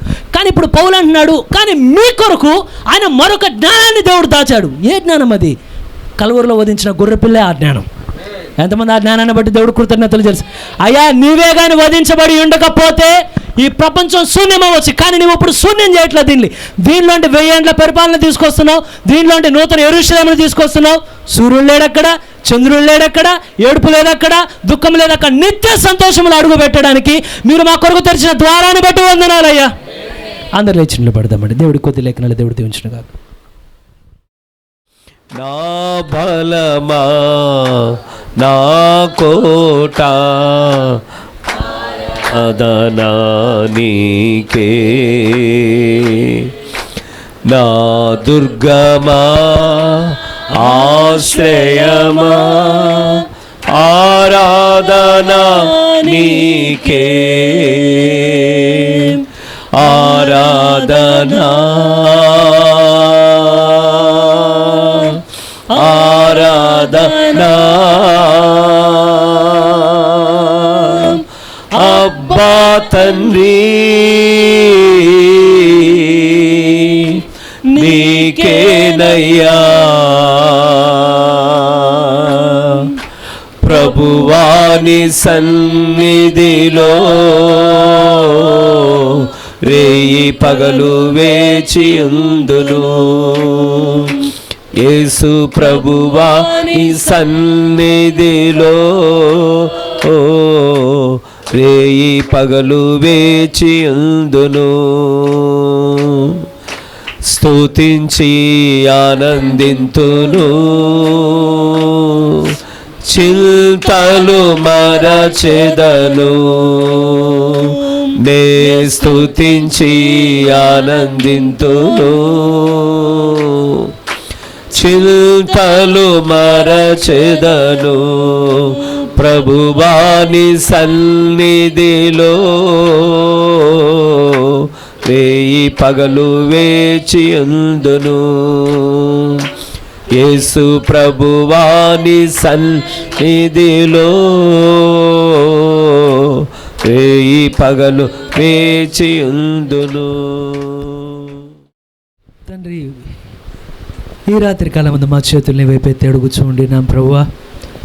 మరి లోకమైతే తారుమారులోనికి పోవచ్చు ఉండినది, కానీ వధువు తారుమారులోనికి వెళ్ళదు. కానీ తండ్రి, నీతో పాటు మహిమలోనికి వచ్చిన కనుక నాయన, ఏవైతే దేనికి నీవు వారసుడు ఉండినావో ప్రభు, ప్రతి దీవెనలో మమ్మల్ని పాలిభాగస్తులు చేసినందుకు వందనాలయ్యా. నువ్వు అదే పరలోకమందు నిలబడి తండ్రి, ఈ భూమి మీద జరుగుతున్న ప్రతి కార్యమును ప్రభువా, జరుగుతున్న పాపమును, జరుగుతున్న ఈ కార్యాలన్నీ తండ్రి చూసి నువ్వు మౌనంగా ఉండవచ్చు నాయన. నువ్వు ఉండే అవకాశం ఉండి ఉన్నదయ్యా, కానీ నువ్వు మౌనంగా లేవు కానీ తండ్రి. కానీ నీవు ఏర్పరచుకున్న ఈ కొత్త వధువు కొరకునైనా అయా పరలోకమును విడిచి విడిచినందుకు వందనాలయ్యా, దేవదూతల గానాలు విడిచినందుకు వందనాలయ్యా. సమస్తమును కాదని ప్రభు తండ్రి యొక్క చిత్తము నెరవేర్చడం కొరకునైనా మమ్మల్ని అన్ని జనుల నుండి ఏర్పరచుకొని ప్రభు మమ్మల్ని తిరిగి నీతో పాటు 1000 ఏండ్ల పాలనలో మేమును అడుగు పెట్టడు కొరకునైనా నువ్వు చేసిన ప్రతి కార్యం బట్టి నీకు వందనాలు తండ్రి. అయ్యా, ఈరోజు మేము ఖాళీ చేతులతో లేము కానీ ప్రభు నువ్వు సిద్ధపరిచిన దీవెనలతో ఈ స్థలంలో ఉండి ఉన్నామయ్యా. అయ్యా, శత్రువు కేవలం అవసరతల వైపునే చూపును కానీ తండ్రి, పరిశుద్ధాత్మను ఎల్లప్పుడూ నువ్వు ఇచ్చిన దీవెనల వైపున చూపును కనుక అయ్యా, నువ్వు ఇచ్చిన స్వస్థతను బట్టి వందనాలయ్యా, నువ్వు ఇచ్చిన ఆరోగ్యాన్ని బట్టి వందనాలయ్యా, నువ్వు ఇచ్చిన క్రీస్తుని బట్టి వందనాలయ్యా, నువ్వు సిద్ధపరిచిన వధించబడిన గొర్రె పిల్లను బట్టి వందనాలయ్యా, నువ్వు ఇచ్చిన పరిశుద్ధాత్మను బట్టి నీకు వందనాలయ్యా, నువ్వు ఇచ్చిన వర్తమానం బట్టి నీకు వందనాలయ్యా. ఈ రాత్రికాలం ఇంకా మేము చేతులెత్తినైనా ఈ లవోదిక చీకటి కాలంలో కూడానైనా ఇంకా నేను స్తుతించగలుగుతూ ఉండి ఉన్నామంటే, ఇంకా నిజమైన వాక్యం కొరకు ఒక దప్పిక కలిగి ఉండి ఉన్నామంటే ప్రభువా, ఇది కేవలం నువ్వు సిద్ధపరిచిన మార్గంగా ఉండినదయ్యా. అయ్యా, ఎల్లప్పుడూ నువ్వు సిద్ధపరిచే దేవుడు వేయండినావు తండ్రి. అయ్యా, నినివేలోనికి వర్తమానము మోసుకొని పోవడానికి యోనా ఎన్నడూ ఇష్టపడలేదు తండ్రి. కానీ యోనాని ప్రభు యోనా తన హృదయం యొక్క ఆలోచన చొప్పున ప్రభువు దాన్ని తిరస్కరించిన, దానికి దూరంగా పారిపోయినా కానీ యోనా కొరకు ఒక మత్స్యాన్ని సిద్ధపరిచిన వాడు నీవే, తిరిగి మళ్ళా వర్తమానం చేరినట్లు చేసిన దేవుడు నీవే, తిరిగి నినివే పట్టణాన్ని కాపాడిన వాడు నీవేనాయన. మా కొరకు నువ్వు ఇంకా సిద్ధపరుస్తూనే ఉండి ఉన్నావయ్యా. అబ్రాహాముకు తండ్రి ఆ గొర్రె పిల్లను తండ్రి ఆ పొట్టేలను ప్రభు ఆ మోరియా పర్వతం మీద సిద్ధపరిచింది నీవే అయింది ఉన్నావయ్యా.